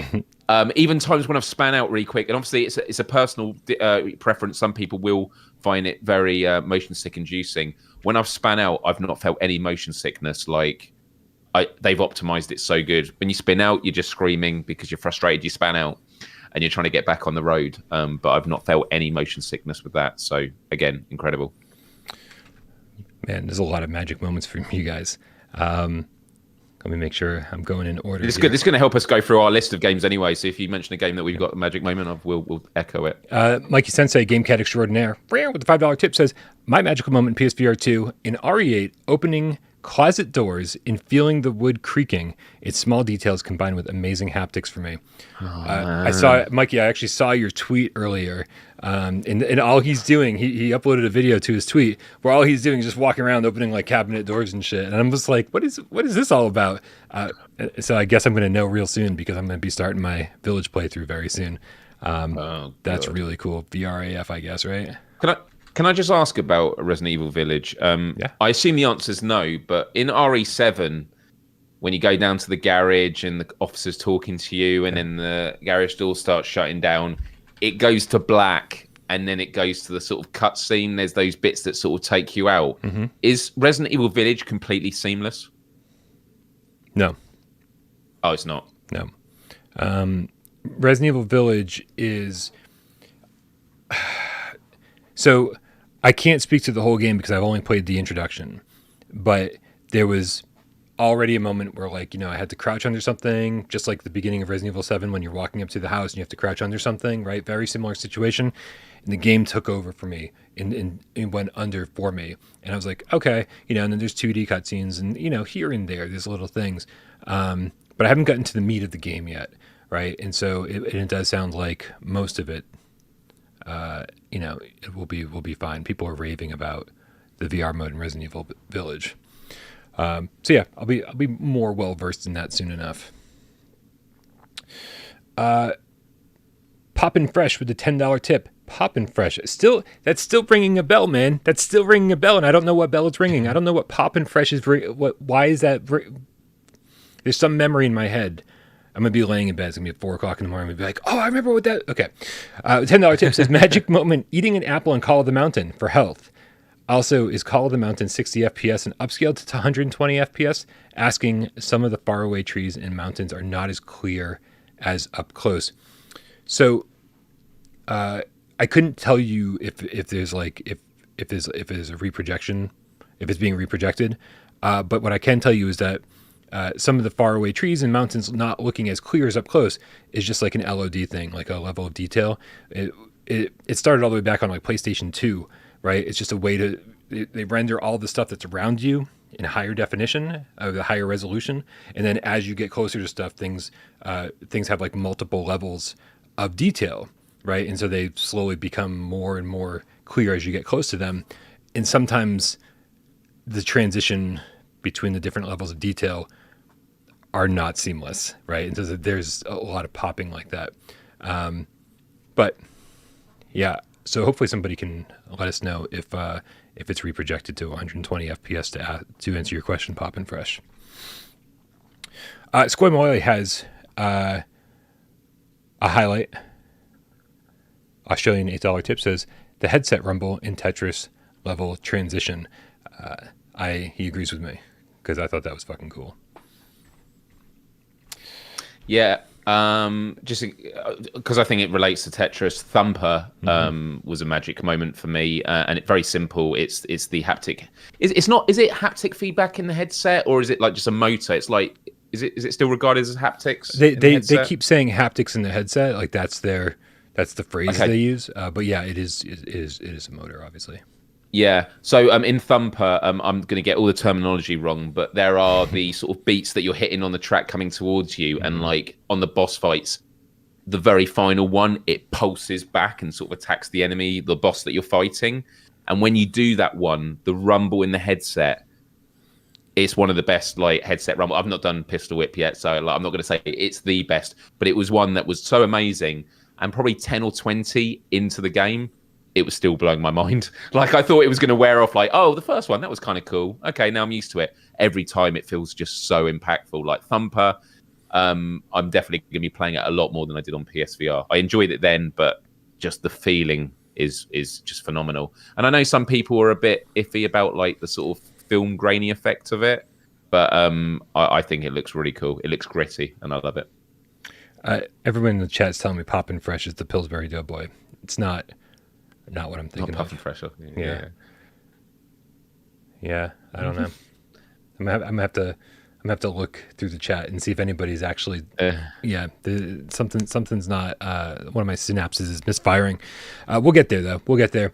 Red Rover, the effing Game Cat with the $5 tip says magic moment: the process of getting PSVR2 installed and the butterflies when getting ready to launch my first game. Chiz is going down. Hell yeah, it is. I changed process was shit to so Chiz. great. That was me. Yeah, the setup process was amazing. Sorting out the room, doing your play space.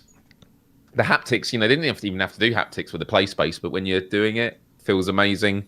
And the little PlayStation VR2 logo with the gold dust that we've mentioned, that put a big smile on my face. I think setting up PSVR2 was absolutely magic. All right, man. I'm going to do one more. And then we'll talk about a few more of our magic moments, and then we'll get to everybody soon. I know Poppin' Fresh is talking about Pillsbury Doughboy too, and I'm like, I'm sorry, man. I'm sorry. I wish I knew. I promise one of these days I will figure it out, and I'll tell you what's going on in my head. You probably don't want to know. Kill Artist 1, the Dreamweaver Game Cat with the $5 tip says, magic moment, speeding over a hill in Gran Turismo 7 and feeling my wheel go light and getting that flutter in my stomach, going into Kayak VR and admiring it. So he had two. Yeah, good stuff. Myles, you had kind of a crazy list of magic moments. What else do you got on your list? We've gone through almost over half of them now. I've filtered them out as everyone's been mentioning them. We've covered quite a lot. I mean, look, some of them are going to be quite quick to go through. Demio, it's just really great being able to like zoom in and like go into the room. So you can look at the dungeon overall, but you can go really close in and then like look at the models up close. Yeah. And they're so detailed, like the rats and their whiskers. And if you pick up any of the models and look at the base, it says like Demio, made in Sweden. Like it's just little things like that. It's super, super cool. And like rolling the dice in this physical space. I was talking about earlier how it's made my neck hurt a bit. I've been told that on the Quest version, and it might be on the PSVR version, but someone can tell me how to do it. But supposedly on the Quest version, you can actually rotate the board so it's above you, so you're sort of like, you are looking at it like that, so I don't have to keep looking down. Because at the moment, if I want to look up, I just have to sort of drag it to eye level, and that doesn't kind of work. So I don't know. But yeah, being able to like zoom in and be in the world as well is just really great. The model designs, and I just can't wait to play with more people. And Bryan, we need to jump in one and do a quest soon. That'd be cool. Absolutely, yeah. You could do that on the quest and get down there on the ground floor, like zoom in, like do the whole thing. But man, like just obviously the fidelity The graphics are just on a completely different level here. But yeah, man, I definitely need to spend some time in Demeo. I love that game. Yeah, dude, I'm going to say, I can't believe I'm going to bring up After the Fall during this conversation. But dude, it's been a surprise. It's been a surprise, right? I don't love After the Fall, but what I do love is the impact that the weapons feel like they're making, which is wildly different than the impact that the Move controllers felt like they were making. When you are firing at the Snowbreed in PSVR2 with the Sense controllers, it is a completely different experience, right? It feels so impactful to fire a weapon and also to take down the Snowbreed. It just feels like you're doing something this time instead of just instead of just spraying bullets, with your eyes closed, just like whatever, just get rid of more of these things. It actually feels intense.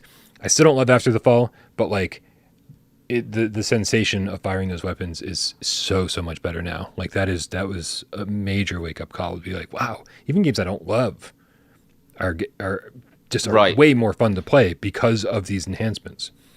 And this is what I've been saying before about like the bar has risen. Like even our least favorite titles are still enjoyable now because of the hardware and what it's giving us, which is just such a great starting point. And After the Fall, I have a love-hate relationship with it. For me, the most disappointing aspect of it is like one of its biggest selling points, which is the social space, which is not social at all. It's anti-social in every step of the way. Weird, yeah. Yeah, like you'd want to go and like check out, when I go into the room to upgrade my gun, I'd love to be there with a friend who can tell me, because there's sometimes I'm trying to put parts on and it's not going on. And I'd love to be there with a friend going, oh no, you do that instead. Like that would be kind of cool. Right. Or what are you wearing? Oh, I'm going to wear this cosmetic because you're wearing that kind of thing. But After the Fall, like the detail, I always described it on PSVR that the Snowbreed look like stop motion animations. It's very jittery. And I was like, I hope if they do an upgrade, it's all sorted out now. The level you and I, Bryan, were playing after Wednesday's show at 6 a.m. my time was when they were coming down the corridor and they're like coming on the, going across the ceiling and down the walls, like all of that. It was so smooth. It felt great. And just really, really enjoying it. And they seem to have improved a lot of mechanics. Having a much better time of it. And even at the end of the level where you're in that cinema mode where you're looking at the high score, and I sort of turn to my right and I see the other 3 players there, and I'm just like, shit, they look so detailed now. Like the fidelity is just great. Yeah.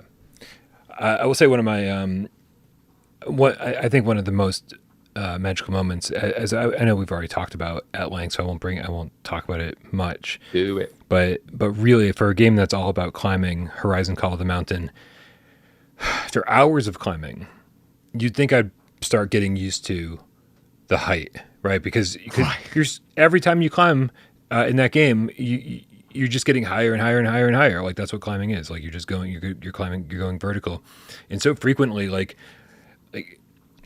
there's just so much, man.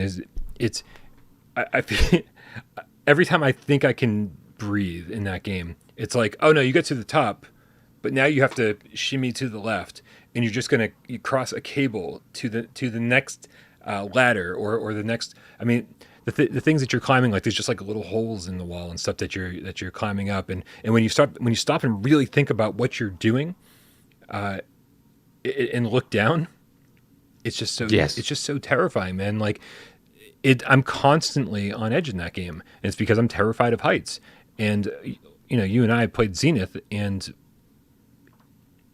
that game worked for me, but this game works for me on a completely different level. Like I'm always like sweating when I play Horizon because I'm just scared of falling. On Sunday, we're going to climb that thing again in Zenith together in the higher fidelity. Oh yeah. Yeah, we'll do it. We'll get to the top this time as well. It's craziness. Yeah. By the way, I've just seen something shared on Twitter that I have to say. Paradise Decay has got his mate playing GT7. And so obviously he's in the headset and that, and he's taken engine oil and he's put it in a cup. And as he's driving, he's holding it under his nose, so he gets that racing smell of engine stuff. And the guy's just like smiling about it. Commitment. It's so funny, man. I love shit like that. All right, man. Give me one more, and then we'll tackle a few tips and do some 20 questions. Ooh, I know, right? You only got one left. What's it gonna be? Well. How are you going to cheat the system? I want to do honourable mentions and like really go through them quickly. All so right. I will do them really quickly. So Zombieland, we've spoken a lot about. What I love about Zombieland is the haptics feel great and how quickly the levels load. Because if you want to go in there and just do a quick level, or you've messed up and you want to restart, the speed of the PS5 and the VR and it not having to go through that annoying HDMI loading screen, it's just so seamless. And it seems that Zombieland is becoming like a quiet, I wouldn't say favourite, but it's one that a lot of people seem pleasantly surprised by, and I'm really happy to see that. The magic also is just there's never been a greater selection of games spanning so many genres, and I just feel sport for choice. Like when I look every day and like, what do I want to play? It's not just like there's the one game to play now. It's like I genuinely don't know what to play next. Yeah, it's overwhelming. It's overwhelming, especially when you're like, us, and you have to cover it somehow. Yes. That's why I pumped the brakes really hard after trying to play everything that I possibly could. Yeah. I said, you know what? I'll get to everything eventually. There's got to be a lull at some point, right? When there's gonna be like a 3-month period where like we just get no PSVR2 games, like because that happened all the time with PSVR1, and so now I'm desperate for a lull so I can start getting caught up on some of these reviews and let's plays and stuff. You had a lull, dude, for the last year. The lull's over. Yeah. But you're right. It's like the complete opposite, isn't it? Yeah. But yeah, the selection of games. And then the last honourable mention before I get to my main one was the charging station. I got the official charging station. And what I love about it, this might sound a bit geeky, is you get these little adapters that go in the USB-C slots. Mm-hmm. And it means that you then just rest them on the charging station. Yeah. And the reason I loved it was because I think with the old Move controller charging stations now, if you're constantly having to connect it in and out, over time that's wearing. Whereas this, because you've now put it in the USB-C slots and it just rests on it, it means the only part you're ever going to wear away is that little added thing that you've done. Mm-hmm. You're not going to be damaging the actual charging slots, which I thought was a really genius design. And so a question I wanted to ask you, a couple of my friends were asking about the third-party charging stations. You got one, didn't you, Bryan? And what's your verdict on it? Like, here it is. Here's the third-party charging station. This is the one that everybody is curious about. This is the Collective Minds one, and a lot of people's Amazon orders, or even like the ones from the Collective Minds website, got pushed back or delayed or something along those lines, and so they didn't get them like when they expected to, and so a lot of people canceled their orders because they needed a charging dock at launch. So I'm in the middle of doing a comparison review video of the official one and the Collective Minds one. Collective Minds did send me this one. Sony didn't already. I'm going to vote for No, I'm just kidding. I'm not a shill. I don't like the look of this at all. I will tell you this right off the bat. This looks like a fucking toilet or something, or maybe a urinal that should hang on the wall, like just like this. But it does, even with the headset on. It does. It does have a place to like rest the headset. So it's actually a headset stand. I don't love the look of it. I also, the PlayStation one, I don't, you talked about how the dongles will be the only thing that wear out, right? And of course you get some magnetic ones with this as well. And so, but I don't like on the official one, on the official PlayStation charging dock, I don't like kind of the whole setup, because with the Move control stands, right? It's like it's like two little holes, and you just put the Move controllers in, and it's good. You're done, right? And you see the little light, and it's blinking. With the official Sense controller dock, I put them in, and then I look, and I'm like, the light's not on. Okay, move it around a little bit. The light's not on. Move it around a little bit. The light's not on. For whatever reason, they don't just kind of fall into place.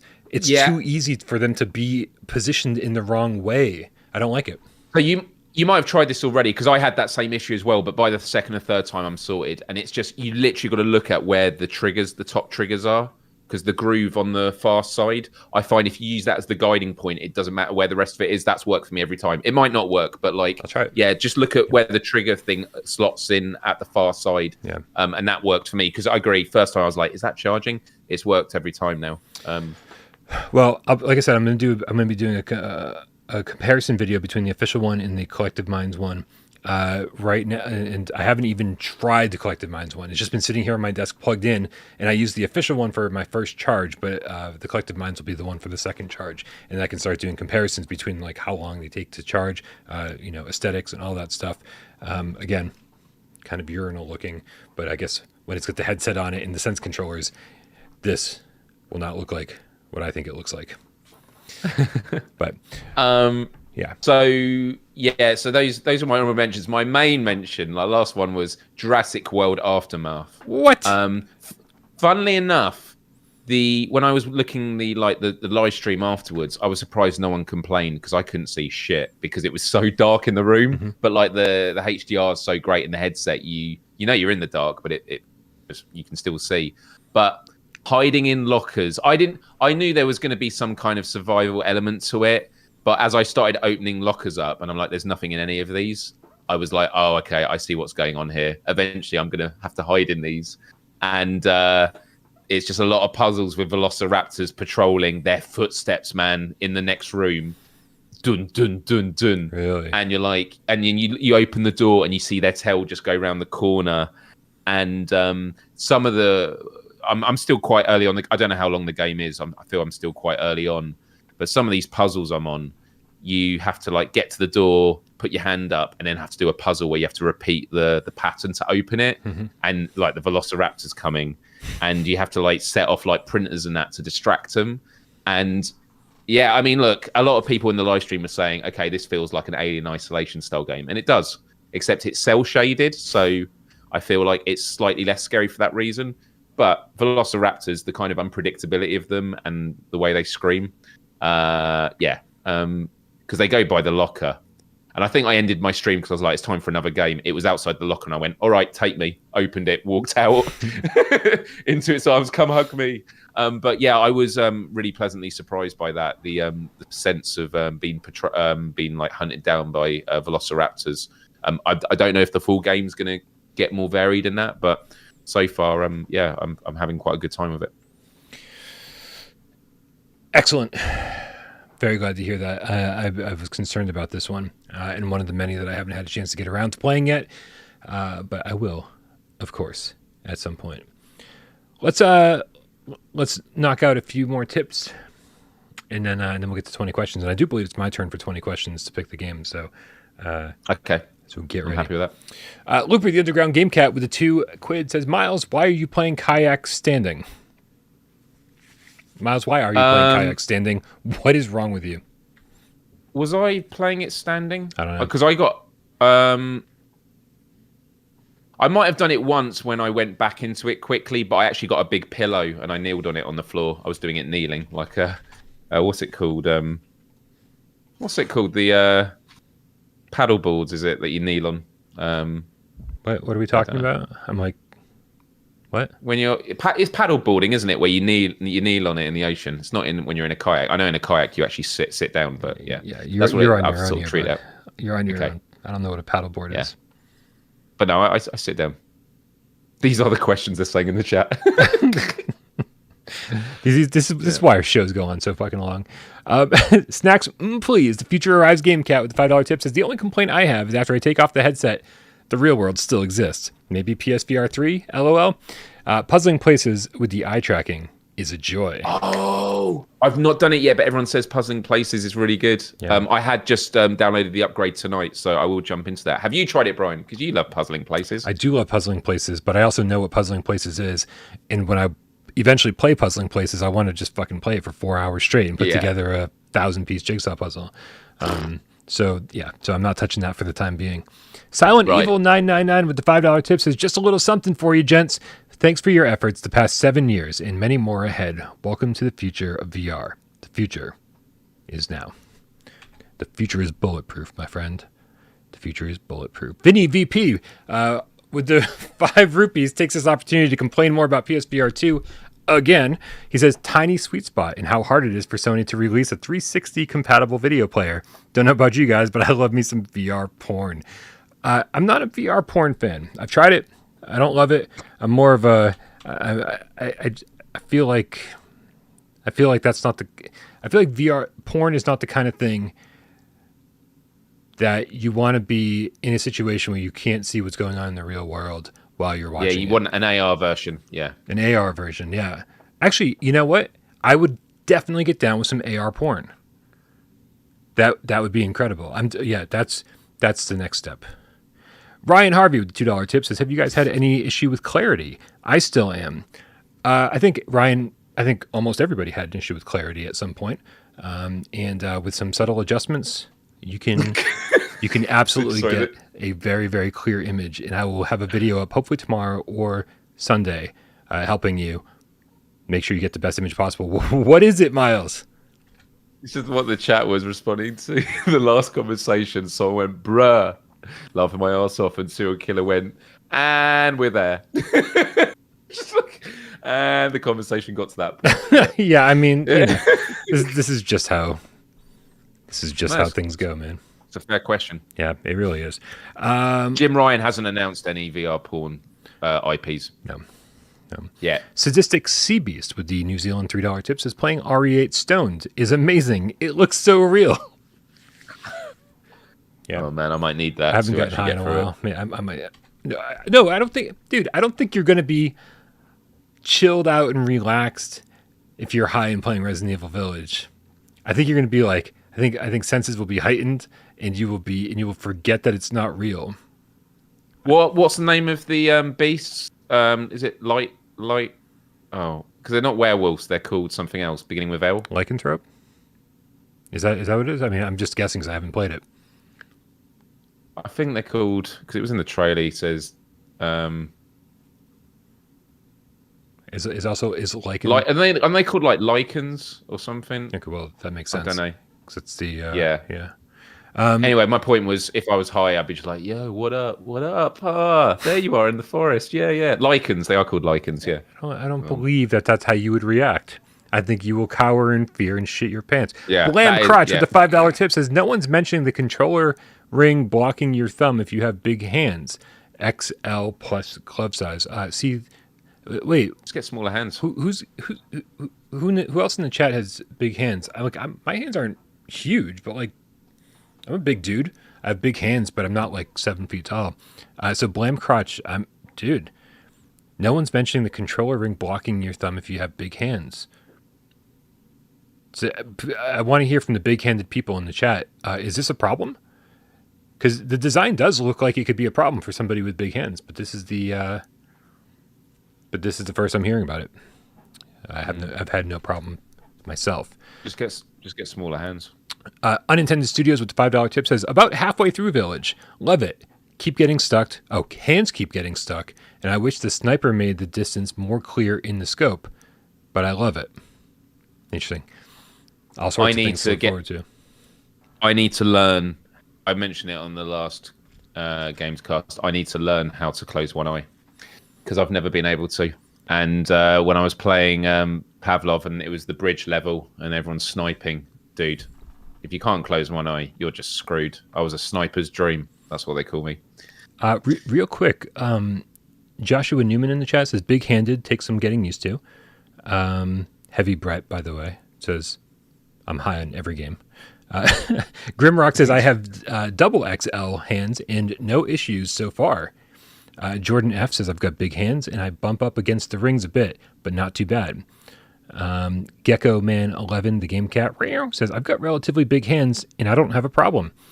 Hold on. Allen, I have big hands in small pockets. My hands are cold in winter. That's my favorite fucking comment of the night. I like that. It's very poetic. No help at all for the discussion we're having. But now, yeah. But certainly some insight. Certainly some insight to what the problems big-handed people. Here's the comment I was looking for. Johnny Rypop the Stray Cat, because Rypop has big hands. He says, I have big, long-ass hands. So not big, long. They're not girthy. Yes. They're just going for length. They're going for distance. They're going for speed. He says, no problem. No problem.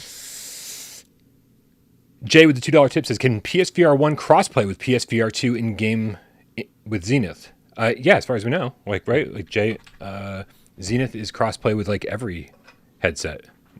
No matter where you're playing Zenith, you should be able to play with other people.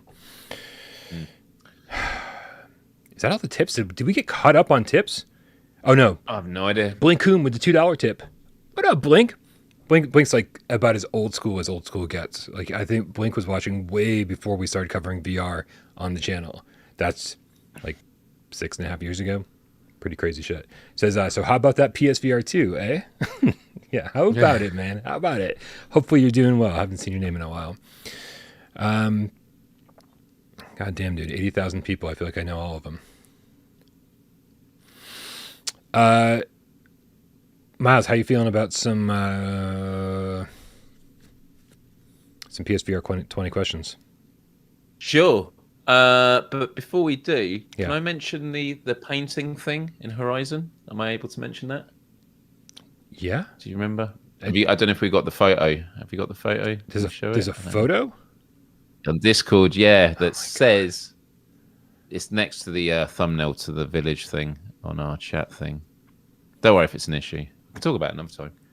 Hold on. It always takes some time. It's all right. Well, I'll talk about it. Yeah. So anyone that's got Horizon Call the Mountain will know that very, very early on in the game, you come to a little sort of cave area, little cove area, and there's some paints, and you can paint on the wall. And I just thought, I'll just paint during the live stream PSVR without parole. It wasn't the official logo, but I just thought I'd paint something nice. And then I've seen on Twitter a lot of people now are painting their logos and things like that. I know there are a lot of game cats out there that are way more talented than me. When I think of like the days of Rec Room building and stuff like that, people can create all sorts of amazing stuff.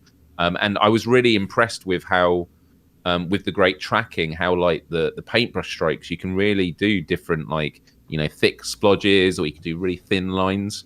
And so what I was going to say was there's no real official way of doing this, but between now and next week, next Friday, if you go into Horizon Call the Mountain, paint something cool. Don't know what it is, as long as it's suitable.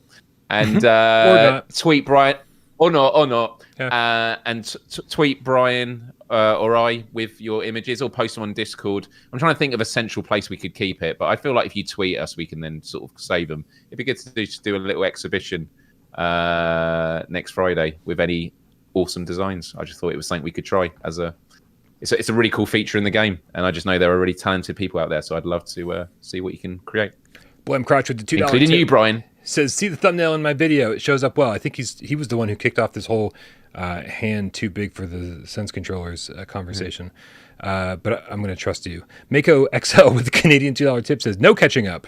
Can never catch up on tips. And he's right. Nice and crispy with the $2 says, need to understand why Myles can't close one eye. What was nice and crispy? Was crispy Star Tenders I need to jump into. Yeah. You having trouble closing an eye? What happened? I've just never been able to wink. Yeah, I just haven't. And it's one of those things, if I learned it as a kid, it would have been fine. But now I'm like, maybe it's just like there's no muscle memory developed. Swimming. Like it's closing one eye and not the other. I don't understand what's happened here. I'm not going to demonstrate now, because if I do it now, basically if I try and close one eye, the other one sort of closes a little bit. I look like I've got some weird thing going on. So I put you full screen. I'm not taking you off full screen until you do it. Nah, basically I'm going to have to like look up some YouTube tutorials on how to close one eye. Is there any? There has to be a YouTube tutorial on how to close one eye. So yeah, I just need to learn, because it's a struggle. As I said, when I'm on the bridge in Pavlov, I'm just getting sniped left, right, and center because I can't look. So that's genuinely the truth. I can't close one eye. I did train in the cadets at school. I used to shoot a rifle in military training and stuff like that. But I just would like turn my head so much that I had no choice but to look through one eye as opposed to close. Actually, no, they gave me an eye patch. I remember now. I don't believe any of this. I feel like you're just so making all of this up as you go. They gave me an eye patch. No, it wasn't like a pirate one. It was like it looked like a bandage more. Like it didn't look glamorous. But they gave me one so I could close one eye when I did target practice. If it was a pirate one, would you consider that glamorous? They called me One Eye, Two Wise Myles Dyer. Oh my god, I'm gonna fucking lose it. That bit's a lie. That bit's a lie. But everything else is true. The alternate history Myles Dyer biography is my favorite read. But that is all true except the One Eye, Two Wise Dyer. Nice and Crispy says this was worth $2. I'm crying, man. It's too funny. We're going to do one more tip, and then we're going to get this show on the road. We got Asian Panda 510X with a $5 tip. Says, OMG, Myles, I bought Thumper because of you. Good job, Myles. And It makes me nervous when people say this. I know that's my role now on the show. Like before, you could say it in the chat as a watcher, and it's like, yeah, we're just recommending stuff. But now on here, people go out and do it. I hope you have an amazing time. He says, that's not the end of the tip, though. He says, I bought Thumper because of you, and I'm on shrooms. OMG, best experience ever, but that first level boss got me so scared, but I powered through it. Nice on one. Shrooms. Woo! Also, I have to say, because when we were talking about Thumper before this all came out, I was mentioning how it was a game that I never got far into because I was always annoyed not getting S ranks, always getting sort of between C's and A's and maybe the occasional S. When I played it on PSVR2, just the first stage, the first time, I got all but 2 S ranks, and I think it must be to do with the great tracking, and I don't know, just it's a much smoother experience. So I think that comes down to it as well. So I can't wait to carry on with it. Myles, you ready to play some 20 questions? Yeah. No, you're not. I'm just saying you're not. There's no way you can prepare for this. Okay, because you've got the game, right? I've got the game. Do you have the goods? It's going to be a bit more difficult now when it's like it could be either platform because then it's. I guess you have to do that first before it's like can it be played with joysticks? Yeah. The Hunter asked. That's my problem, not yours. On that physical PSVR giveaway. Yeah, you missed the winners, but I don't believe you were on it, the Hunter. But thanks for entering. If you did win, I'm sorry. I read off all the names and I have 0 short-term memory, so that's on me. All right, man. Here we go. I'm going to put 6 minutes up on the clock. Guys, please help Myles out as best you can. Give him great game suggestions and also good questions to ask. I don't think they're going to help you very much. On your mark, get Des, go.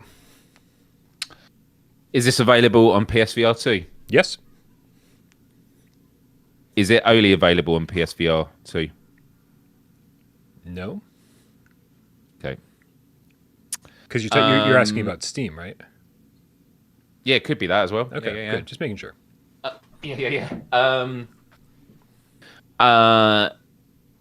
Is combat a major part of this game? No. Okay. Is the aesthetic realistic? No, that's not what they're going for. Not realistic.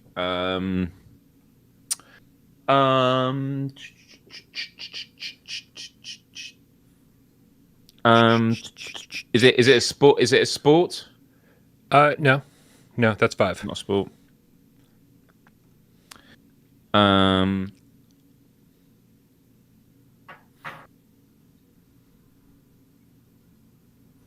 Is it a game you're having a really good time with?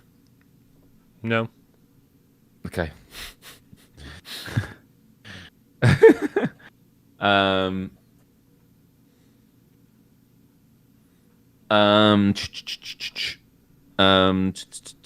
Oh man, this is difficult.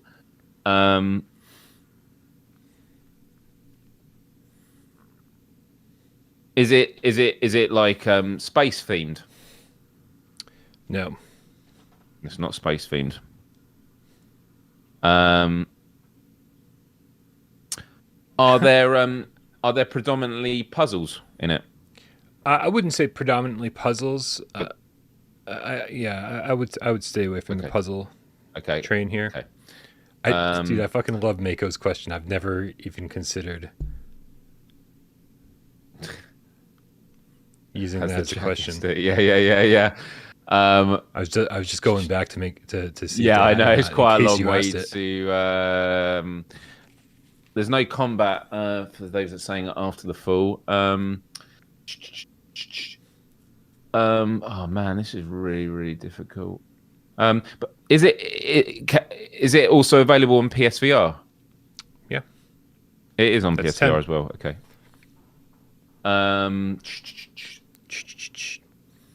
Oh man, this is so difficult. So just to go through it, GameCats, it's not just on PSVR2, it's also available on PSVR and potentially other platforms. No combat. They've not gone for realism. It's not a sport. Bryan's not really having a good time with it. It's not space themed. Is it a music game? No. No, not music.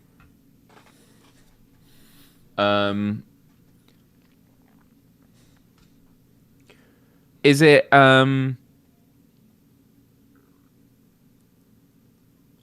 like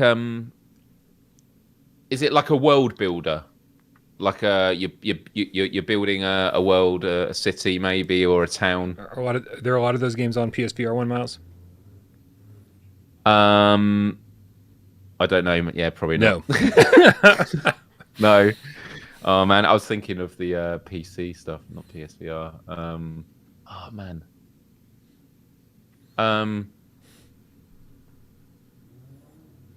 Is this game made by Alchemy? It is. Okay. And you went from being nowhere close to being like pretty much there in one question. Well, with the space themed, I was thinking of Cosmonius High. Yeah. But yeah. And everyone keeps mentioning it again and again in the chat. Right. Oh man, this is really tough now. How do we narrow this down anymore?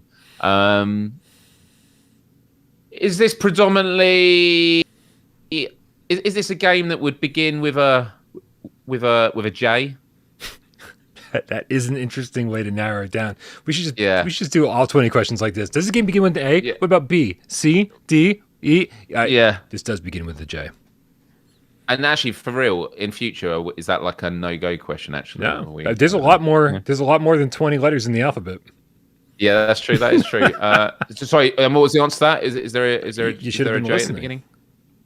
Okay. The answer is yes. It's the J in yes with 15 questions. Holy moly. Job Simulator. Holy crap, dude. Again. Yeah. Simulator. Who was first with that? Jeez. I didn't see anybody say Job Simulator. I mean, that's not. I haven't been keeping an eye on the chat. But when Mako XL suggested the question, has the chat guessed this game yet? I scrolled all the way back to see if anybody had said Job Sim. And okay, no Secrets of. Yeah. Secrets of was the first one. So well done, Secrets of. Good job. Good job, chat. Good job, Myles. It being a secret. Good stuff.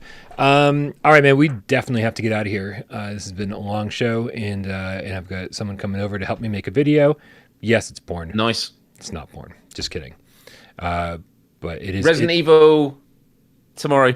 It's going to be good. Oh, right. For you. On your channel, youtube.com/Myles. Okay. Myles is going to be playing Resident Evil Village. Yeah, I'll put the link in the chat now so anyone can set a reminder for it. Nice. I am absolutely terrified for this, but. Yeah, and if you don't already subscribe to Myles, make sure you do. Click the link in the description below. And also, if you want to be part of the best PSVR2 community out there, because you love PSVR2 like we do, and you want to talk about it nonstop like we do, make sure you click the link in the description below. Join us on Discord, and we can shoot the shit all weekend long, because I will be there all weekend long, I promise you. Guys, thank you to everybody who helps make this channel run, from all the... I gotta sneeze. Is it going to happen? I can't tell if it's going to happen or not. Crap, I don't think it's going to happen. Oh, so unfulfilling. All the moderators out there who make my job so much easier each and every day. Sci-Fi GameCat Henry for all of his timestamps. Jamie out for getting this up on podcast services of your choice. Of course, all the cats out there who support us on patreon.com/withoutparolegames. All the new YouTube member cats. Plus, God, I know I'm forgetting shit. Everyone who helped Myles in the chat. Everyone who participated in the chat tonight. And of course, everyone who watched the show and doesn't say a goddamn word. We know you're out there. We love you just as much. Let's get out of here, Myles. Happy Friday. Happy Friday. I'm going to be playing Pavlov after this, so if anyone wants to join and have some fun, let's do it. Let's do it. See you guys. Have a great weekend.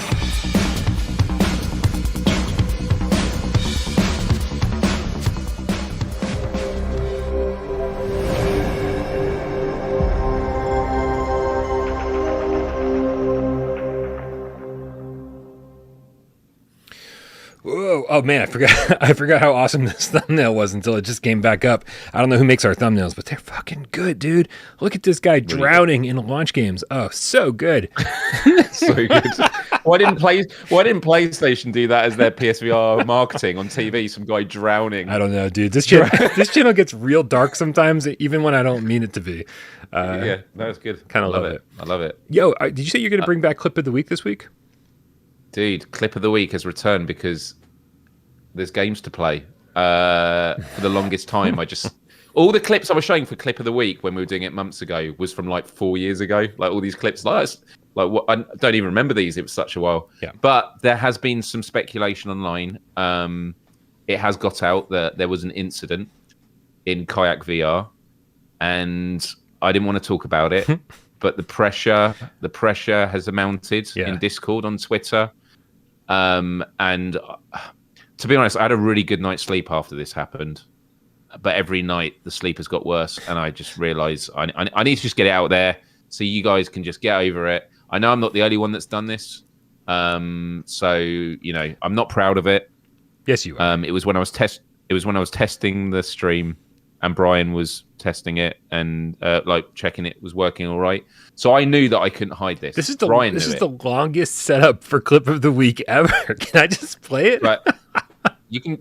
All right, just play it. I'm not proud of it. Yes, you are.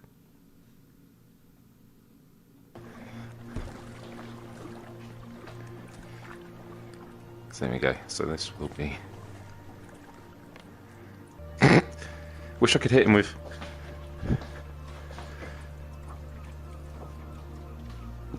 No, I'm actually hitting the wall.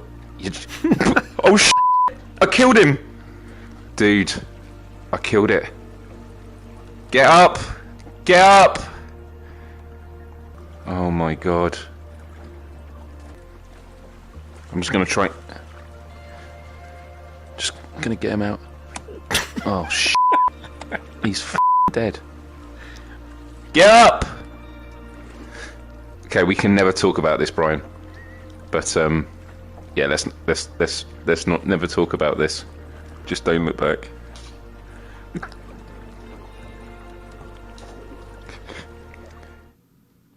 Oh my god, you are a monster. Everybody agrees. Can I just say, Gecko Man 11, the GameCast says, Myles, how could you? Looper the Underground GameCat, how dare you? You got cold yogurts, LMAO. I tried to resuscitate it with my paddle. It should have been a game mechanic. I blame the developers for not allowing me to resuscitate it with a paddle. I hit it good. And can I just say, for a peaceful game, it was a lot peaceful after that, because I don't know what sound penguins make if they chirp or whatever. It was just a lot more peaceful. So, you know, swings and roundabouts. Barglesoft says, I have never seen such disgraceful actions. Bobby, you're in for a treat. Bobby Bananas. No wonder he can't wink. He's a psychopath. and that's I had a really good sleep that night. That's how we're ending the show for sure. Good night, everybody. Have a great weekend. We love you all.